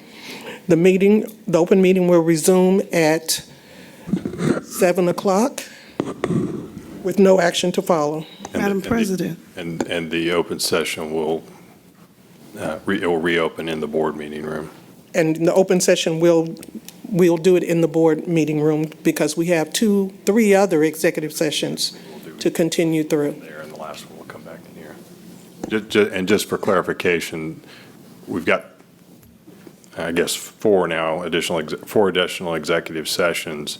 In between the executive sessions, we will go back into open session in that boardroom. The door will be opened. Mm-hmm. Motion will be made to go into the next executive session until we're through with the 4 executive sessions. Then we will reconvene at that point back in this room after the 4th executive session. Thank you. And let's see, each of the sessions will be for 15 minutes of those 4 that we're going to be having. Right, but you can only do one motion. We'll do one at a time, but I'm just letting the public know that for each of those 4 sessions, 15 minutes for each of those. So, all those in favor say aye. Aye. The opposers, the ayes have it. Thank you. We will go to executive session. We didn't do a motion, Maxine. We got to go back and redo it. Thought there was a motion. So moved. Second. Okay, it's been moved and seconded that we will go into executive session for 15 minutes, starting at 6:45, ending at 7 o'clock, with no action to follow, and we will open our meeting in the boardroom. It's been a... All that stuff. Okay, I will pull it together. I need a motion that we resume in open session. So moved. Second. It's been moved and seconded. All those approved say aye. Aye. The ayes have it. I need a motion from the board to approve the settlement agreement. So moved. Second. It's been moved and seconded that we approve the settlement agreement. Any question? All those in favor say aye. Aye. Any opposing? The ayes have it. Thank you. We are now ready to continue with additional information, starting first with date to communicate meeting? Community meetings, thank you. Madam Chair, because of spring break and because of other things, it appears that there are only a couple dates that are reasonable, one being March 28th and the other being April, I believe, 18th. Those are the dates that you want to set those up? Those are the dates that I suggest we consider, yes. Okay. I would ask that we do it through the week. That weekend, I am out of town on the 28th. So is it possible for us to do it on a Thursday? And for reference, I'll be out of town on that weekend, on the 28th as You said well. March 28th, Janie. Yes. I believe Saturday is more helpful to community members who work, so the 21st is spring break Saturday, and then, so if 21st would work better, and then on the But I think April. for parents, through the week works well. We've had the parents as partners, and we had a good turnout for that. Just a couple of them, several of them have been pretty low turnout. And some of them were really great. I know Quindaro was well attended. Maybe we do one each. Maybe we do a weekday and maybe we do a weekend. Oh, I would say the ones that you catch during, no, the ones that you catch during the week, you catch during the week. The ones we catch on the weekend, we catch on the weekend. Right, so I agree with Yolanda. I think we should do And I one. disagree. Keep them both on the weekends. I think we should do both. So we'll have to vote Yes, we will. as to whether or not we should do one during the weekday and then another one on the weekend. And mine was just a suggestion. So Dr. Nguyen, just to be clear, are you thinking that the parents that came during the week, their able to concerns come have to already the been week, addressed? and those who don't come Sorry.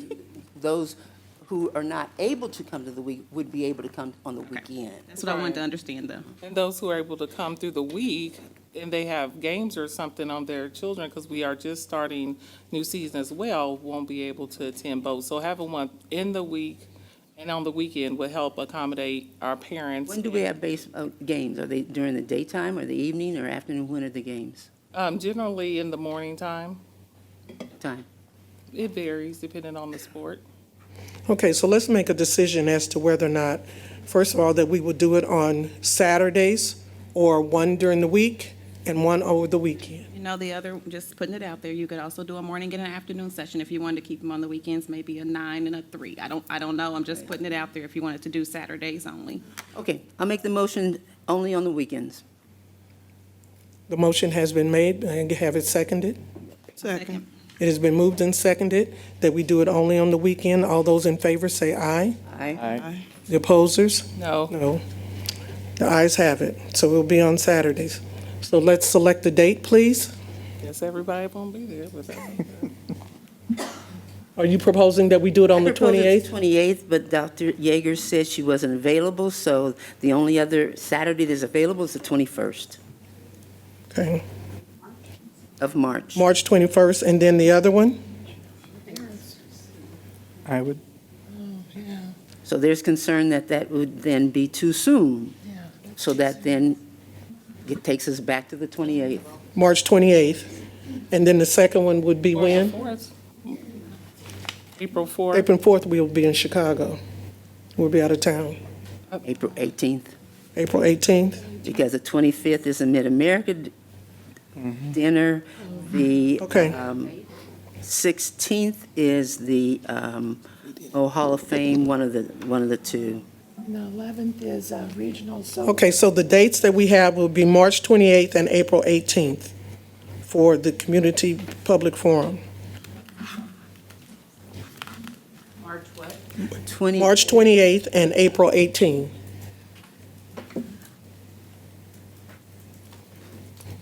Okay, may I get a motion that we have the public forum on those two dates? We have to get a time.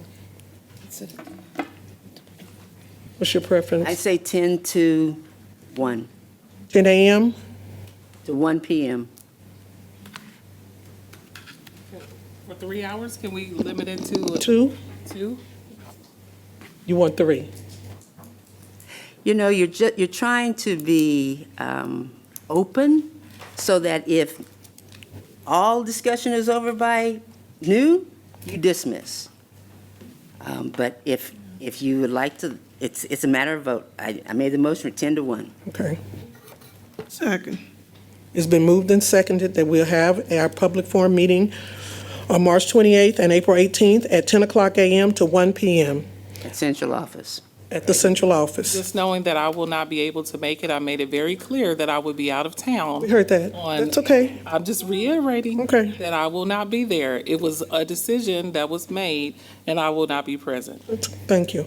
So therefore, it's been moved and seconded. All those in favor say aye. Aye. Those opposed? Aye. The ayes have it. So our public forum will be on March 28th, April 18th, at the central office at 10 a.m. to 1 p.m. Thank you. And I'd like to also make the motion that we get the, all avenues of disseminating the information, including putting an ad in the Call newspaper and the Dos Mundos. So you want it on the website, and all newspapers? Correct. Thank you. And Would you like to amend the motion? notices on the school websites. That's what I said. And amend it all, including all school websites. Okay, all school. Okay. That's a motion. May I get it seconded, Second. please? Second. It's been moved and seconded that all the amended motion is to get all the avenues of the community on the website and all school website as well as newspapers within our community. All those in favor say aye. Aye. Those opposed, the ayes have it. Thank you. We're now ready to go to the coronavirus. Right. Madam Chair, I just thought it was necessary in view of the severity, importance of the issue that we publicly make an acknowledgement. I know it's on the website, but still, what is, in case of, we have one case in Kansas City metro area now. What is the district doing? District plan. Yeah. Other than what it's on the website specifically, Dr. Faust, could you? Okay, thank you.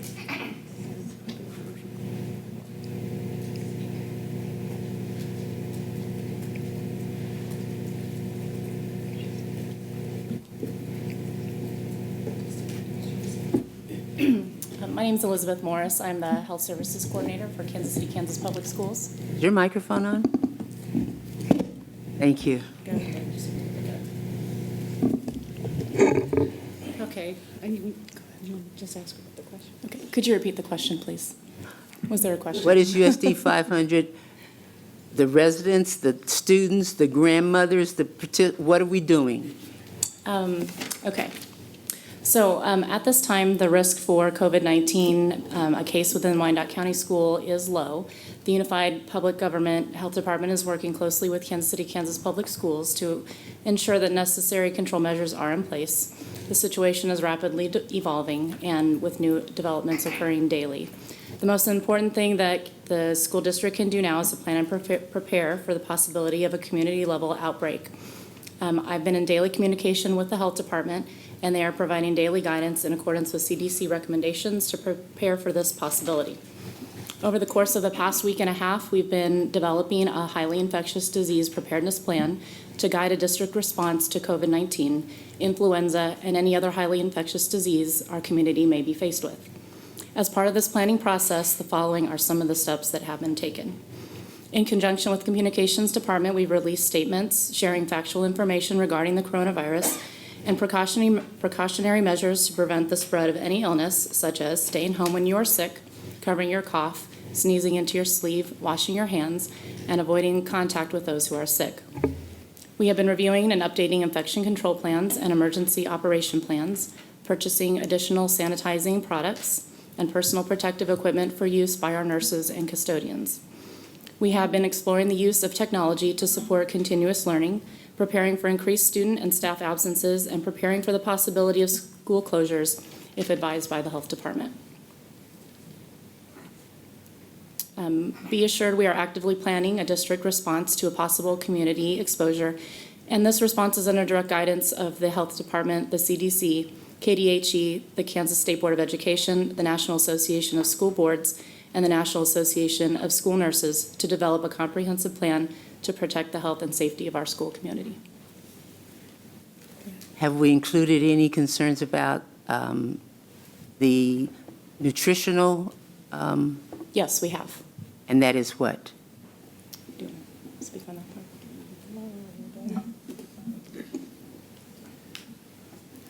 As a team, we've involved all of our nutritional services department right now, our operations department, and that would include a custodian, the transportation, anything that may have what we call a touch point for spread of concerns. This is Doug Clements, Physical Properties Director. I'm Lenora Miller, Executive Director of Operations. The plan that we have in place is we have upped our supplies to get prepared. So really, we're focusing on cleaning, disinfecting, and sanitizing right now, and using approved products that's recommended from the CDC in all of our touch point areas and high traffic areas, especially in the nurse's office and those kinds of things. We also, Doug is on a campaign that putting out flyers, helping people to remind to stay healthy, cleaning your hands, not touching your orifices when, if you've got sneezing and so there's some other things behind the scenes going on with that. We're doing child-friendly clings, and we're going to order that for the bathrooms. We've been putting up posters all around the buildings, and I'm heavily involved with the team with Chief Horn, with the emergency management teams, and also Sharita Hutton, our communications team, to dice out information to our leadership team. And have we had a chance to think about summer meal program? Well, Josh is in Washington right now. When he gets back, we plan to talk about those things, because we will, even if there's potential for, let's say there's a closure, we will still be required to provide meal service and those kinds of things. So there's a lot of planning still going on on the scenes, but we are talking about those highlights, yes. Thank you. And information changes daily. It's just, we know.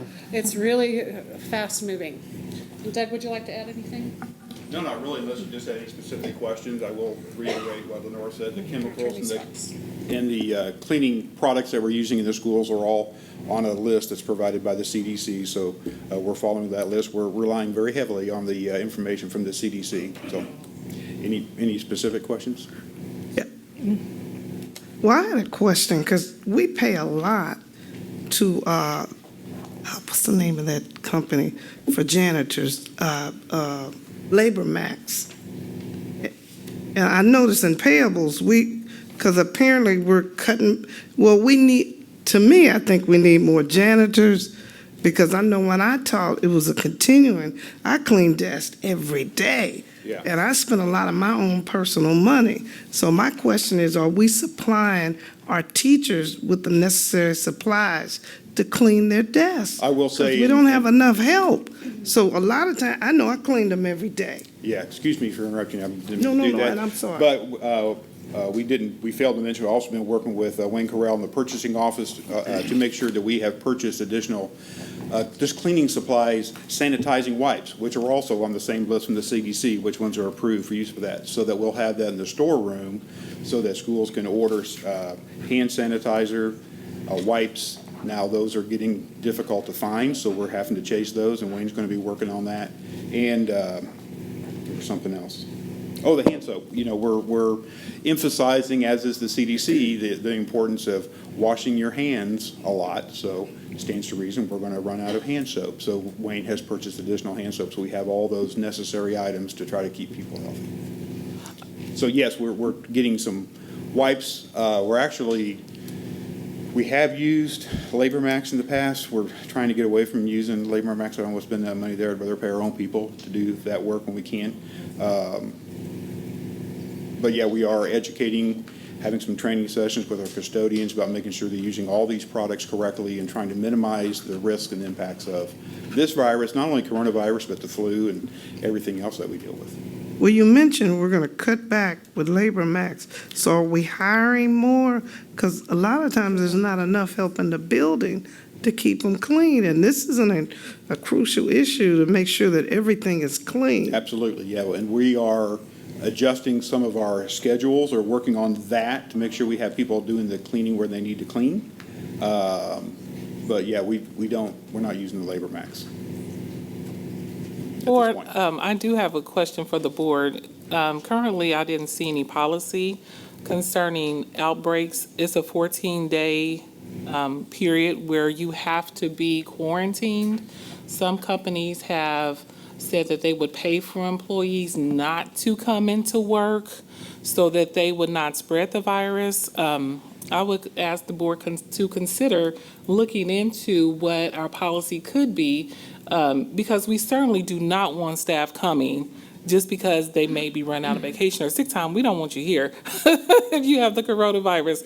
But we currently do not have a policy saying that if you have an outbreak and you've asked to self-contain yourself, it's better to truly follow that. So I would make a motion that we would look into a policy concerning outbreaks that would cover, or Greg's about to talk.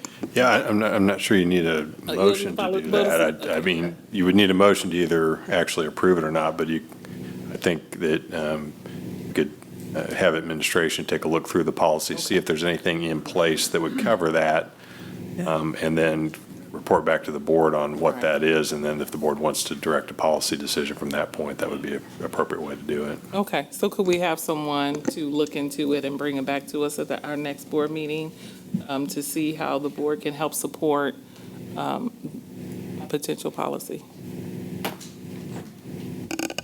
So, You're next.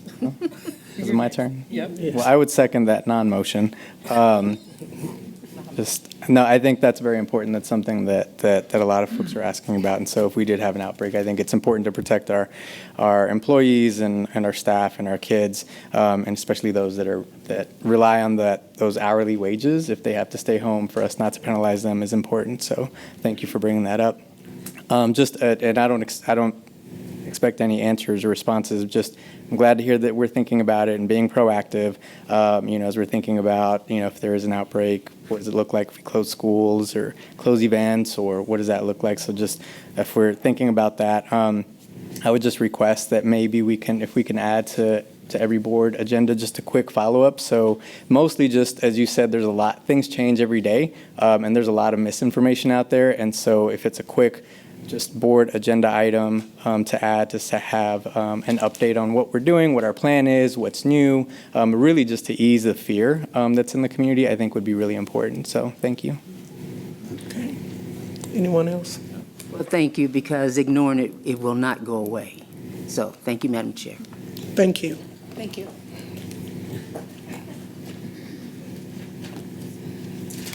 Okay. Madam Chair, the next item will speak for itself when we get there.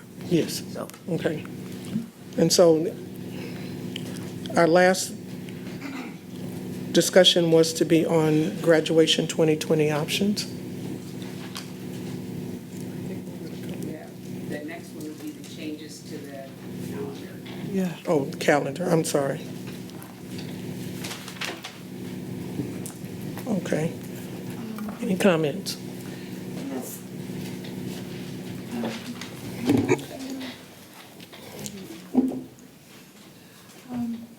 I would like to know how the calendar changes came about, the procedure procedure that was followed because according to board policy, it should be brought to the board, and the board needs to decide what to do before you implement changes to the calendar or the school hours.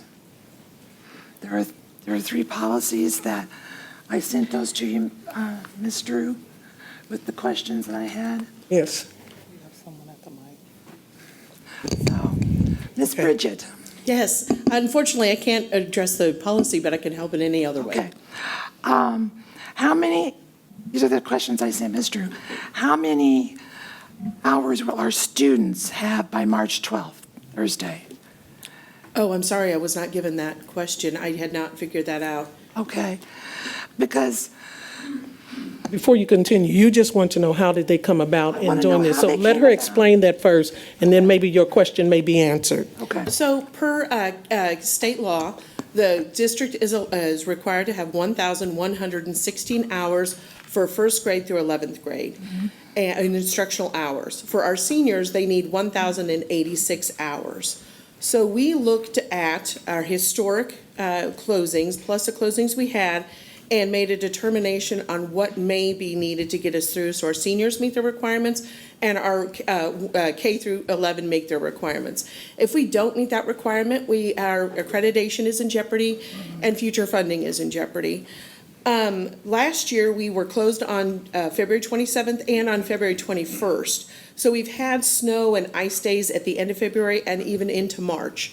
So we want to make sure that we don't just meet the bare minimum of 1,116. We need to have a bit of a buffer zone in case, let's say there was a gas leak at Harmon and they were closed for that day.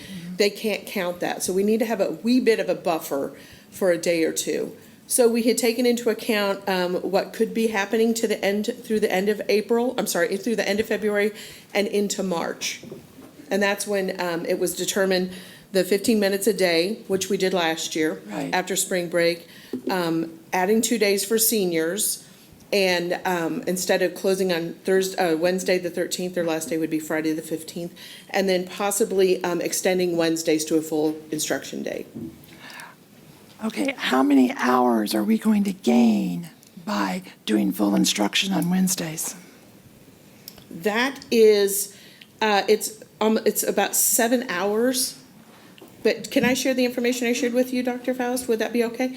So we ran it taking the Wednesdays out since we didn't have to do any other closures after the 13th of February, thank goodness.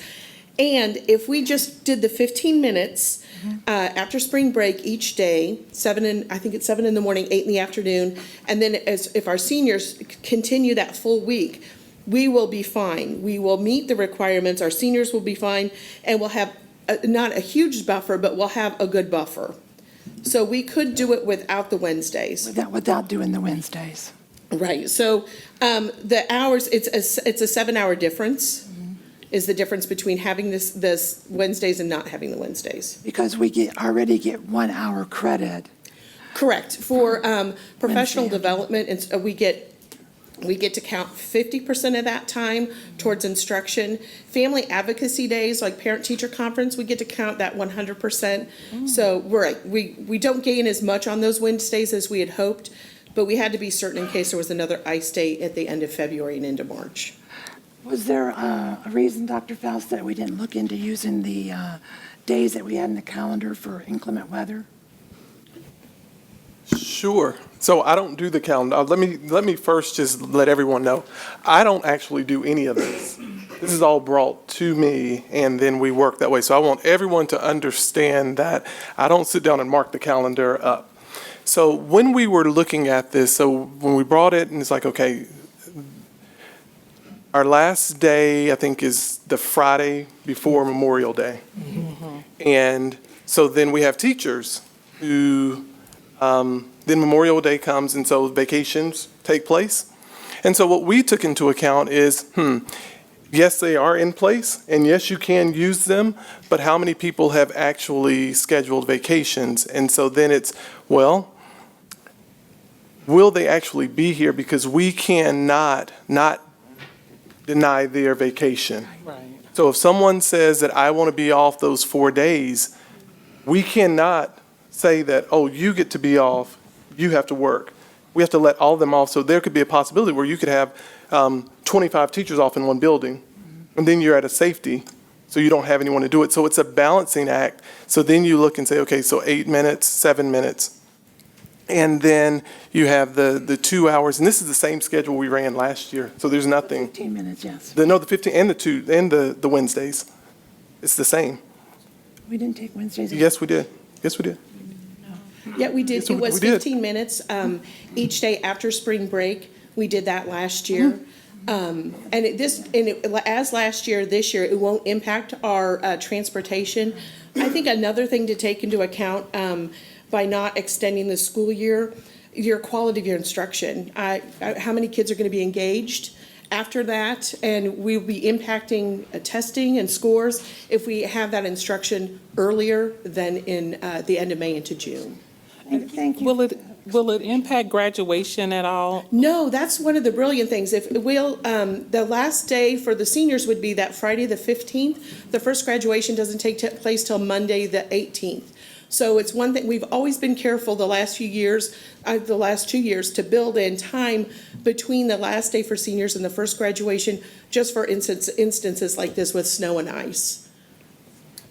So I have two questions. I heard you say maybe for Wednesdays, and I just want to be sure maybe or for sure Wednesdays are going to be impacted. And then my second question is, for Wednesdays, are we saying it will be a full school day? I think that's where I'm a little bit confused too, because I heard you say we did this last year. We didn't, is it a full school day or 15 minutes added? Last year, what we did was the 15 minutes, we added the 15 minutes. That's Okay. what we did. This is the first year we've discussed the Wednesdays, and it was because of the number of snow days we had and the possibility there would still be additional snow days towards the end of February into early March. Thankfully, the weather has been in our favor. Right. So the Wednesdays would not be a necessity to have a full day Wednesday. Well, what's been communicated so far is that Wednesdays will be. Correct. That was the Have plan. permission to speak. So this is the problem. If we have to close school due to coronavirus, then we have to, we're out of luck. Okay. Because we don't have any time. The 15 minutes puts us back to where we are. But if you have to close a school due to that, then board's going to have to make another decision. I think there's still some confusion, Dr. Faust, on Wednesdays. So just help my simple mind here. Are we saying that Wednesdays will be a full day of school, or are we saying that we are adding 15 minutes to the schedule? Because even the students that spoke today, they're speaking as if we're taking their entire Wednesday away from them. So I think we need to clarify. So it would be, with the current schedule, you would be in school 5 days a week, full days. Okay. And then you would have to do the 15 minutes. However, if you choose to do something opposite, you could do 15 minutes and keep the Wednesdays as is.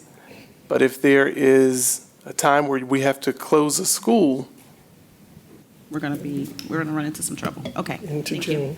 And Mr. Likos did just point out there's snow in the forecast for Saturday. It's Kansas, we never know. I know.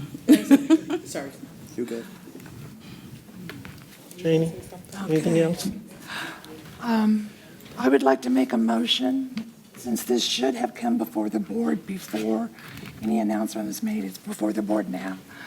I would like to make a motion that we approve the change for the 15 minutes daily, but keep Wednesdays as they are, as early release day.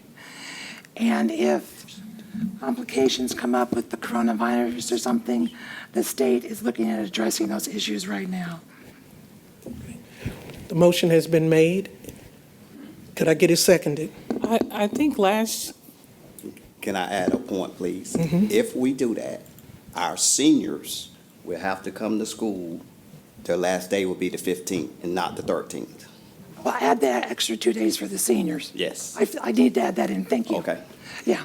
Also, I thought we had added 15 minutes to the Wednesday. Did we add 15 last year? We didn't? We added 15 minutes to every day, yes. Right, and Every so day. I don't think you said add the 15. Add the 15 minutes to every day and the 2 extra days for the seniors. But But not take away the PD on Wednesdays. leave Wednesdays as early dismissal. We would be safe with that. It doesn't give us a huge buffer zone, but we would be safe. We would be safe. So could you re-clarify? I'm moving that we change our school schedule time, starting and ending time, by 15 minutes per day. Add 2 days for seniors to make sure they reach their hours for the rest, starting after spring break, for the rest of the school year. We will not touch Wednesday afternoons. They will stay the same. Well, we're still adding that extra 15. The 15 minutes is added each day. Right. But we're not doing a full day on Wednesdays. We're still doing early dismissal. It may be 7 minutes later, but it's still an early dismissal. That's my motion. Second. It's been moved and seconded according to the proposal of Janie Humphries. Are there any questions? All those in favor, say aye. Aye. Those opposed, the ayes have it. May I ask a clarifying question? Yes, sir. If there is inclement weather, am I supposed to call the board at 3 a.m.? Feel free to. So I'd have to get a... Greg, is that a part of the? Well, I mean, altering the schedule. I mean, I guess that becomes a question for the board. I mean, ordinarily, the decision to close schools has been left to the superintendent. The board can change that if the board wants to change that. I think the point Dr. Faust is making is you're making very little discretion in the decision because the impact of him deciding to close school for some reason without flexibility in the schedule Right. Essentially guarantees that you are extending school past Memorial Day. We also have that one day in April. That's a random day off. But we'd have to check with the NEA on that. Right.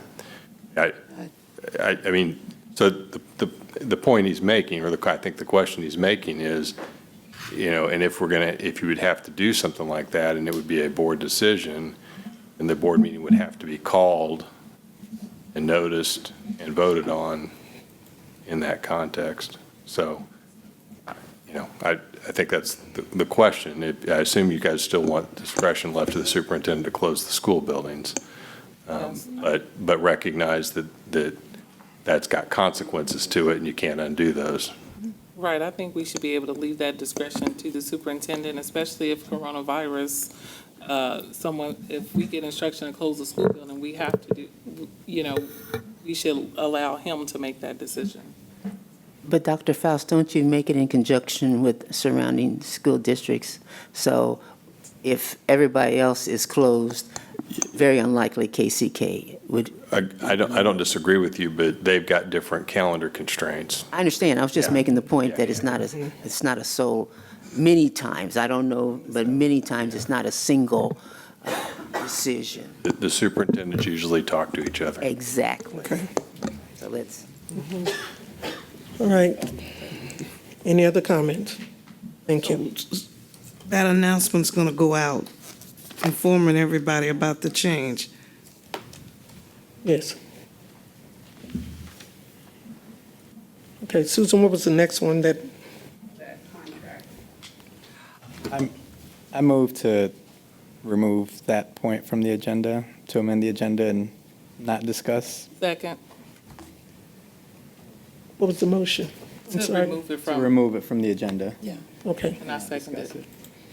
The motion has been moved and seconded, remove the contract from the agenda. All those in favor say aye. Aye. Those opposed, the ayes have it. Thank you. Okay, and so the last item. Okay, Graduation. graduation options. All right, so Madam President and Board, I am making a motion that we have our graduation to be consistent with what we've done in the past. Evening graduation, we've heard from our community several times that their families are in need of having that in the evening, and so my motion is that we consider our families and have evening graduations for all high schools this year. Second. Any questions or comments? Yes, have we researched to see if it's feasible to move it, if the days are available, if there's a space or various things like that? So I would think we would want to research those aspects before making a decision to see if there are viable options, because last year it rained. And so therefore, we want a couple of flexibilities or to be able to know if that's feasible. And one of the things that I want to point out is, after teaching within the school district for 35 years, I recognize that change comes all the time. And one of the things that we did was we went ahead a year ahead of this and presented the information to the community, set up meetings in which parents, teachers, administrators could come and sit down and talk to us and express their ideas. We presented the information, and after viewing everything, we made the decision to be able to have these graduations this way, with the concern that if it was not successful this year, we will always go back and make the changes, and if we need to, go back to the way it was before. But I think at this point, because we have tried to do everything we could do leading up to this to allow parents to be able to come and make the arrangements. And I do have to say that at some of the ones that I went to, there were not a lot of parents there. We opened it up. And so change is always hard. It's difficult. But I think more than anything, what we should do is to continue with the plan that we have so far. There will be times in which we may be able to make the change.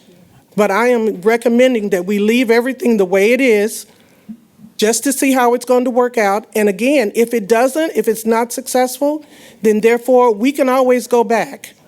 That's my recommendation. And so with that being said, if anyone else have anything, then we will go ahead and vote. Madam President, I respect everyone, and yes, change is important, but we have too many parents who are working 2 and 3 jobs, and if they didn't make it to a meeting, it doesn't mean that they didn't care, because they're trying to survive. And a lot of them don't have jobs where they're going to let you take off, and you're not going to be paid. And I talked to some parents, and they're getting a point off for this. And if the kids get sick, they don't have anybody to keep them. They just end up not being able to work and not be paid. So that kind of touches at your heart, because they're working we're not working 2 and 3, and this is not knocking anybody who's doing 2, 1, or 3, but there are a lot of people out there working hard, and they want to see their children. And sometimes we do things, we got to change too. It works both ways, that I think we need to yield on this and take it back to what it was. So if the recommendation is that we find a facility, if that's what the conversation is, then I'm fine with that if I need to do some legwork, but our community has a voice. I mean, at this point, I'd say consider us one of our schools if we have to leverage one of our schools. But people deserve to be there for their families. And in the past, well, at least up to 2002, Harmon's had their graduation in the gym. If we cannot get Memorial Hall, I think the parents would be happy to have graduation in the gym, to be able to come and to be able to have their students, teachers there. Many of our parents work for our district. Who's going to do their job while they're at a daytime graduation? Who's going to do the security at Memorial Hall in the daytime when it's our security staff that does the crowd control and the parking and everything down at Memorial Hall? And it's going to be a wasted instruction day for the children, because half of them won't be there. They have siblings at a graduation, cousins. Our community has been coming to us for months saying, we're not happy. We want to be at our children's graduation. One of the special ed students at Harmon was in tears the other day because dad has started a new job, cannot get off. Mom cannot get off in the daytime. He said, no one's going to be at graduation for me. Now, if that doesn't tear at your heart, it should. It is much easier for the smaller percentage of parents who work in the evenings to either go in a little bit late or take a long dinner than it is to come to a 10 o'clock in the daytime graduation. So this is the case where we need to listen to our community, to our parents. This is their children, our children graduating. They want to be there to celebrate. Anyone else? So the motion has been made. All those in favor of changing the graduation for 2020, would you please, Susan, call by name? Yolanda Clark. If yes means aye. Yes, means aye. Nancy Drew. No. Jenny Humphreys. Yes. Randy Lopez. Yes. Wanda Brownlee Page. Yes. Alvina Nguyen. Yes. Stacy Yeager. Yes. The motion has been passed. The times will be changed. Of course, there will be researching done in order to be able to find an adequate location.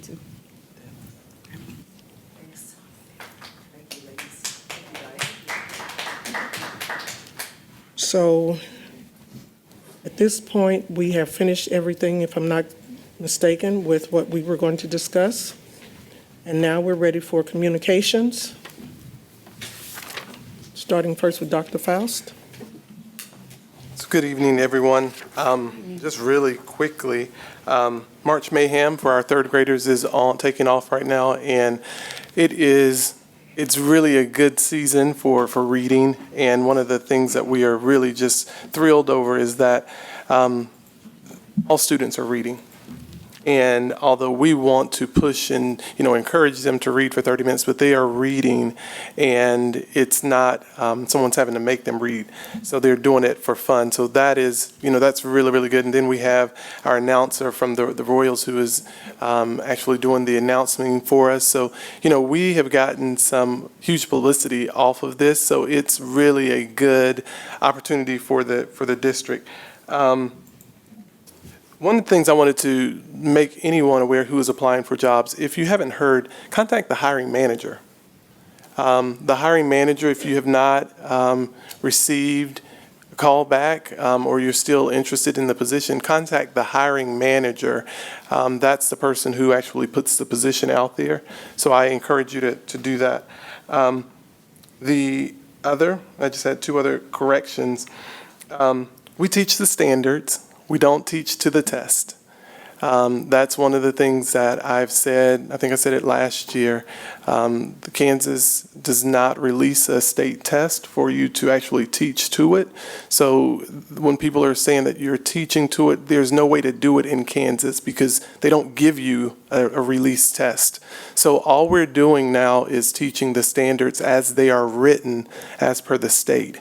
The other part is that I went to the elementary IOs to ask who told principals to stop teaching science and social studies, and no one.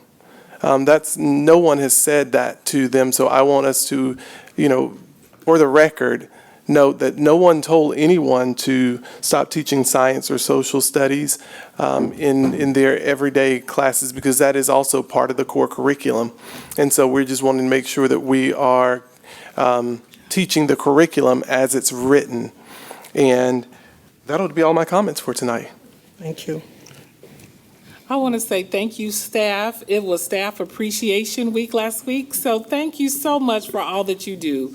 You are so appreciated. I drive by here many times when I get off of work, and cars are still in the parking lot. Drive by our schools, cars are still in the parking lot. So you are appreciated. We appreciate you. Congratulations to the teachers who received flowers and their postings on Facebook. It is so awesome that we have such a great staff who go out and make staff feel special. So that is something that we need to say thank you to. Also, I heard about the reading on the radio. I was driving and I heard out names being called out. I listened for my school. Okay.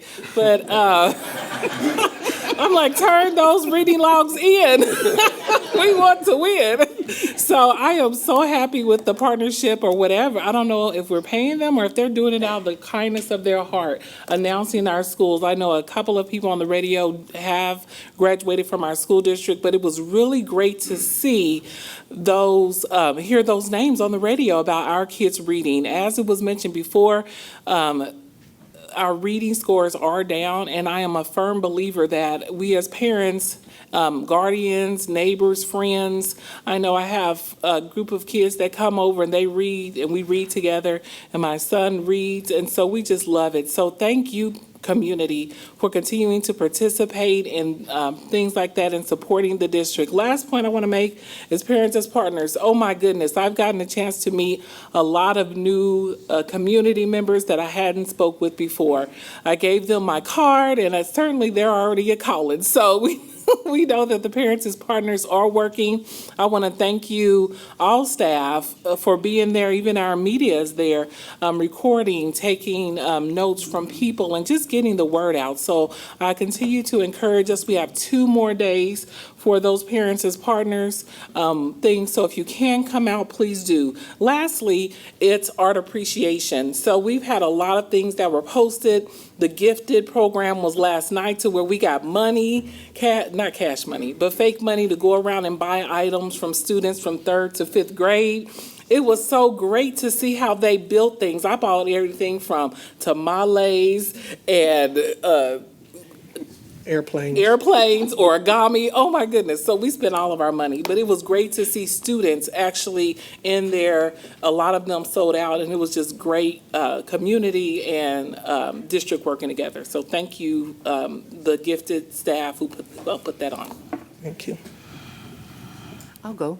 I had a representative of the district at the KASB board meeting this weekend, Saturday, Friday, and Saturday. And there's 3 things I want to report.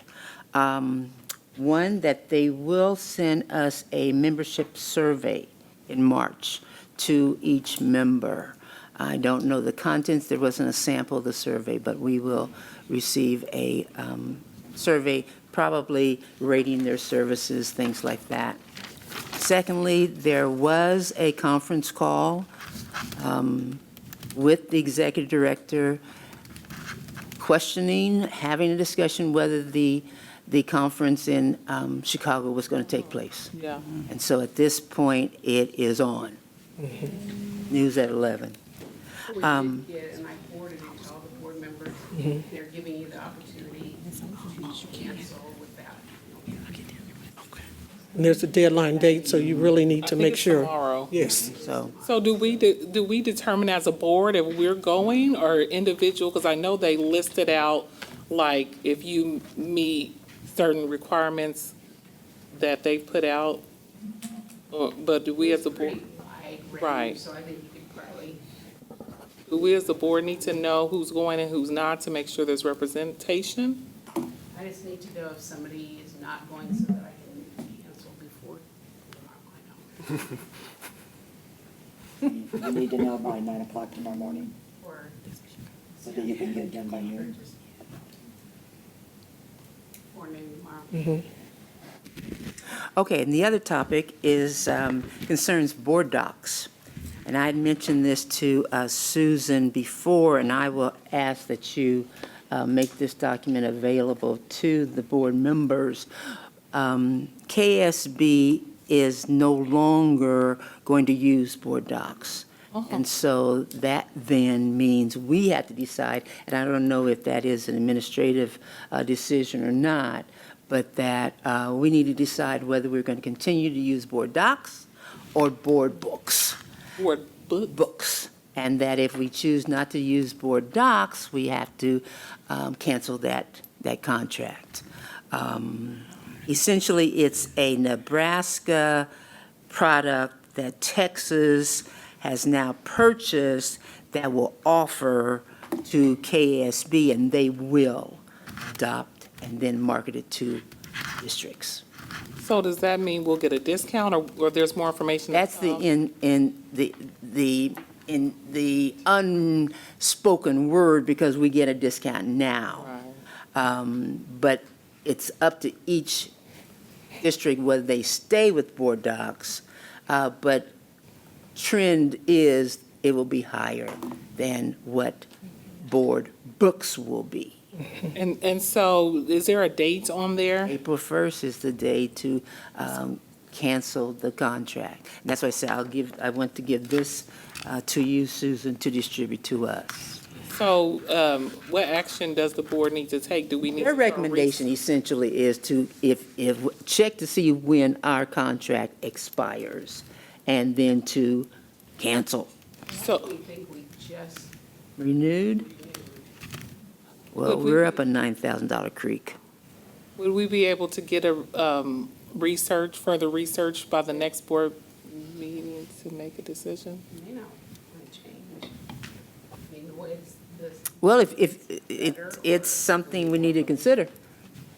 I'll look and find out when Yeah. And then submit the Then information by to the us. next board Yes. meeting, we need to decide. As well as information on board books. Do we have someone who could you research board books to find out the information? This memo tells you a little bit about it. Right, board docs works really well. yeah. Right, but KSB is saying they're having service issues, they're having other issues that we could always get further clarification. I mean, they're not changing for lack of reason. And we have 24 other districts that use board docs. So just, we'll be able to get the information, and then at our next board meeting, we'll We make a need to decision. decide whether we Yes, stay with okay. board docs Or board or books. go with the future board books. Okay. And Susan, if you find out information and can send it to us a little more in advance, so we can do a little more research about it, that would. Okay, You got it. thank you. Thank you, that's all. I'm borrowing your microphone. I would like to thank Mr. Covington. Gotcha. For the Aluvu, how do you pronounce it? Budget software. That is very interesting. I don't have to worry about clicking on something and reading it. All I can do is read it. It gives you lots of information. It saves me emailing him every 5 minutes or 10 minutes. I had that training. I really like it. It'll take me a while to get proficient, but it's fun. I attended the immigrants and the census meeting, sharing how important it is for each and every person in Wyandotte County to answer the census. The birth through 5 are the kids that a lot of times get left off the census, and we need to make sure everyone answers it. How many questions were there, Randy? 10? There's 10 questions. None has to do with citizenship. Census does not share information with anyone. That's against the federal law, and it's very strict repercussions. So they've never had a leak. Things will start arriving in our mailbox in a couple of weeks. So encourage everyone you know to answer it accurately. I went to the White Church 5th grade civil rights display. I was young in the 60s, and I didn't know most of the things that went on, but those kids did research. They did a marvelous job of showing us what they learned about the 1960s. I went to the Two Parents as Partners at Schlegel-McKinley, the math relays at Wyandotte. We do marvelous things with our kids. We have the Literacy Festival on a Saturday. We had the math relays. The parents turned out. They were so proud of their kids, taking pictures and stuff. I went to basketball games, and guess which was the most exciting one? Does anybody know? Come on, who follows me on Twitter? No one. Okay, Washington won their game. How many overtimes did it take to win? 3. And I knew it too. I paid attention. So that, there's 2 firsts there probably. But it was very exciting. Then I got to spend 2 whole days reading with students at Claude Hike and Carruthers Elementary. I got to go from class to class. That was so much fun. The one little boy said, "You have 3 legs." And the little girl goes, "No, she doesn't." And I said, Well, yes, I do. Here's 2 legs in my cane. That makes 3. So our kids are very observant. It was funny. I joined the Kansas Teacher of the Year team when they visited the Prepare House, and then again when they were at the KCKPS, and spent time in several of the classrooms. One was an autism classroom, and that's very eye-opening to see the strategies they use with those children. They are our children. We are educating them, and it's very exciting. Middle school had their band and orchestra festivals last week that I was at. I missed the vocal music one because I was reading at a school. Last night, Argentine Middle School and the elementary theater schools had a concert in the gym. Oh my goodness, our strings classes have just zoomed in the last few years. It's amazing what our kids do. The Quest Marketplace last night was fun. The kids were getting so excited over their business ideas. And to cap off my week last week, I went to I know I'm talking a lot. Sorry, I won't talk tomorrow. I went to an emotional poverty workshop with Ruby Payne. One of our principals gave me one of her books to read, and then the workshop came up. There is so much stuff in here on how to work with our children with emotional issues and what they come to school with. And what I found very gratifying was, as she was talking, we are doing most of those things in our classrooms. I have seen teachers implementing what she was talking about to this room of 100 people. So I can't wait to read the rest of the book. And then our faculty has an art show at the West Wyandotte Library this month. Please stop by. It's back in the corner. But our faculty are so talented, and they have paintings, they have handcrafted items, they have a quilt. Go check it out. It'll just take you a few minutes to walk through. But it's really great. So now I'll hush and let someone else talk. I'm tired for you. Okay, so thank you. Just a couple of, and I attended some of the same events that Janie did, so I won't go through all of them. I am just going to plug again the census, and I'll probably plug it every single meeting, just because it is critically important for all of our kids, all of our families. We deserve to be counted. Every single person deserves to be counted, no matter who you are, where you're from, what your status is. And it affects millions of dollars that come into our district, into our community. So please make sure that you fill out the census, talk to people. The first letters drop this Thursday the 12th. So they should be hitting mailboxes. And you should be able to start going online or by phone to fill out the census. So please, please, please make sure you tell family and friends and everybody to fill out the census. I know that our school district is actually going to do a week of census push with a lot of our vulnerable populations, our ELL community, our migrant, our McKinney-Vento students, and all families, really to tell them about the importance of the census. So thank you to our team in the district that is putting that work together. That's 5 days, I believe it is, of later this month, I think, is that right? Where we will be doing a push to make sure that all of our families have the right information, have the resources, have the computers or the phone or pencils, whatever you need to fill out the census. So I applaud our district, our leadership, and our staff that is really doing that work. So thank you for doing that.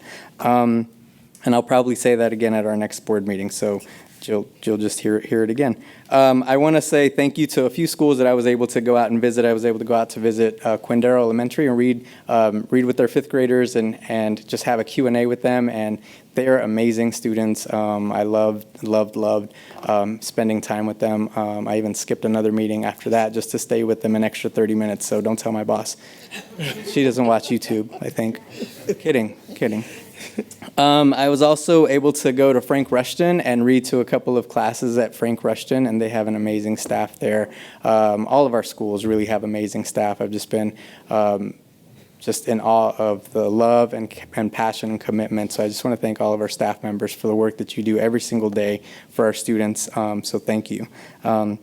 New Stanley was able to visit their science night, their kindergarten program. They did an amazing job. There was this little guy in this like gray suit, like with his collars popped, and it was just like amazing. Like he He was on point. Let's see. I was at Washington Days last Friday in Topeka, where I was invited to speak on a panel on Latinx leadership in our communities, and was able to sit next to our Secretary of Labor, Delia Garcia, and some other representatives, commissioner from Argentina, or from the KCK area, Christian Ramirez was also on the panel, Alde Negrete, and one other person, I'm forgetting her name, and I'm so sorry. Yes, thank you, Teresa Cruz, thank you. And it was a great panel, great turnout, and so really got to speak around Latinx leadership in our community, which is well reflected in Wyandotte County and KCK for sure.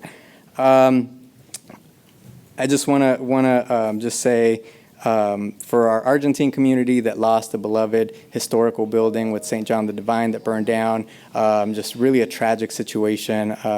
My heart goes out to the community because there's so many memories and history that was lost with the fire. And KCK is about community and relationship and history and people. And I know it was just a structure and it was bricks and mortar, but it was so much more than that for this community. There was so much history, and if you don't know the history within that church, I'd invite you to have conversations about it. It's such a great loss for our community. So that day of the fire, and then when they tore down the structure, it was a hard day for a lot of folks. So I just wanted to mention that and thank our community members in that area and out of the area who just shared his stories about St. John Divine and that community. So thank you, and really a loss for our community there. There will be a UG session on Thursday around learning about safe and welcoming communities at 5 o'clock in the commission room, special room. So if you want to learn more about safe and welcoming, it goes along with a lot of the work that our district does with all of our community members. And so there's an event you can go to and learn more about that. So with that, I'll stop and I just want to thank all of our staff, because you guys are awesome. Our teachers, our custodians. I got to meet a couple of really great custodians that I mean, we're swapping stories. And so like all of our staff members, you guys are just awesome. And so thank you for the work you put in. So I'll shut up. I'm sorry. And Susan and Dr. Faust too. Thank you guys for all that you guys do. Yes. Absolutely. Thank you. Thank you. Very much appreciated. I will just do one add-on. So I attended some of the events already spoken about. So the one thing I will add is I was also able to go to Clyde Hike and read to a group of fifth graders that were very bashful. I did not expect a group of fifth graders to be bashful. The biggest response I got is, you go to middle school next year, and they're like, yeah, we don't want to do that. So that transition from elementary to middle school. But I appreciate Clyde Hike. They were very welcoming, and the kids were, asking questions, and then it was just a good time. So again, I attended some of the other events, but I definitely want to send out a shout to Miss Daniel's class. Thank you. Okay, I had an opportunity to work with Quindaro Elementary School. We did a Black History program on Black inventors. And then I also attended 2 teacher negotiation meetings, and just want to thank Kelly and Greg. They did an awesome job, and our teachers are doing a good job. So I think we're going to be able to work that out. I went to the band festival, and we have some awesome young people who are playing instruments. It was just refreshing. I didn't know what to expect, and they did a phenomenal job. I also got a chance to go to Central as well to talk to the principal, the teachers, kind of get a feel of what's going on, how can we help, what do we need to do. I also went to Clyde Hike. I got a chance to work with second graders, and I know why I never wanted to teach elementary school. Nothing against. I have nothing but love for elementary teachers. They are good. They deserve medals, because it takes a lot, and it was a learning experience. We made it through, and shout out to Mr. Colby, who kept me on track at Clyde Hike. So it was a good experience. And I've also been working with the Souls to the Polls, which is a group of local churches, and we're just trying to figure out how to get people to the polls to vote. We don't care who you vote for. You just need to exercise your right, your privilege. And then I just want to say to the parents who are still here right now, thank you for being here. Thank you for caring. Now, you may not like everything we do, and we're going to disagree, but we're here for the kids, and you're here for the kids. So please, don't stop coming. Please support, help us. We need you, you need us. We got to work it out. But we do appreciate you. To all the staff who are here, again, thank you. I know sometimes you may not hear it as much, but we do care, we do respect you, and we just want it to work. Yes. And the only way it's going to work with that three-legged stool. We got the community, us, and our staff, and our teachers and everyone. If a leg is broke, we're in trouble. But we're not completely in trouble because we still have hope. And we got to keep working together. So enjoy what little time you got left before you have to go home and go to bed and get up early and start again. That thing we call work. Thank you so much. Thank you. Just like to, I'm not going to list everything. I went to 9 different events since the last time we were here at board meeting. The one thing that really stuck in my mind, I was here this past Friday for the trauma-sensitive training, and I want to really encourage all the board members to go through that because it is very beneficial to be able to help us understand what the teachers are dealing with, what the students are dealing with, and how we can make things a little bit better. With that being said, this meeting is adjourned.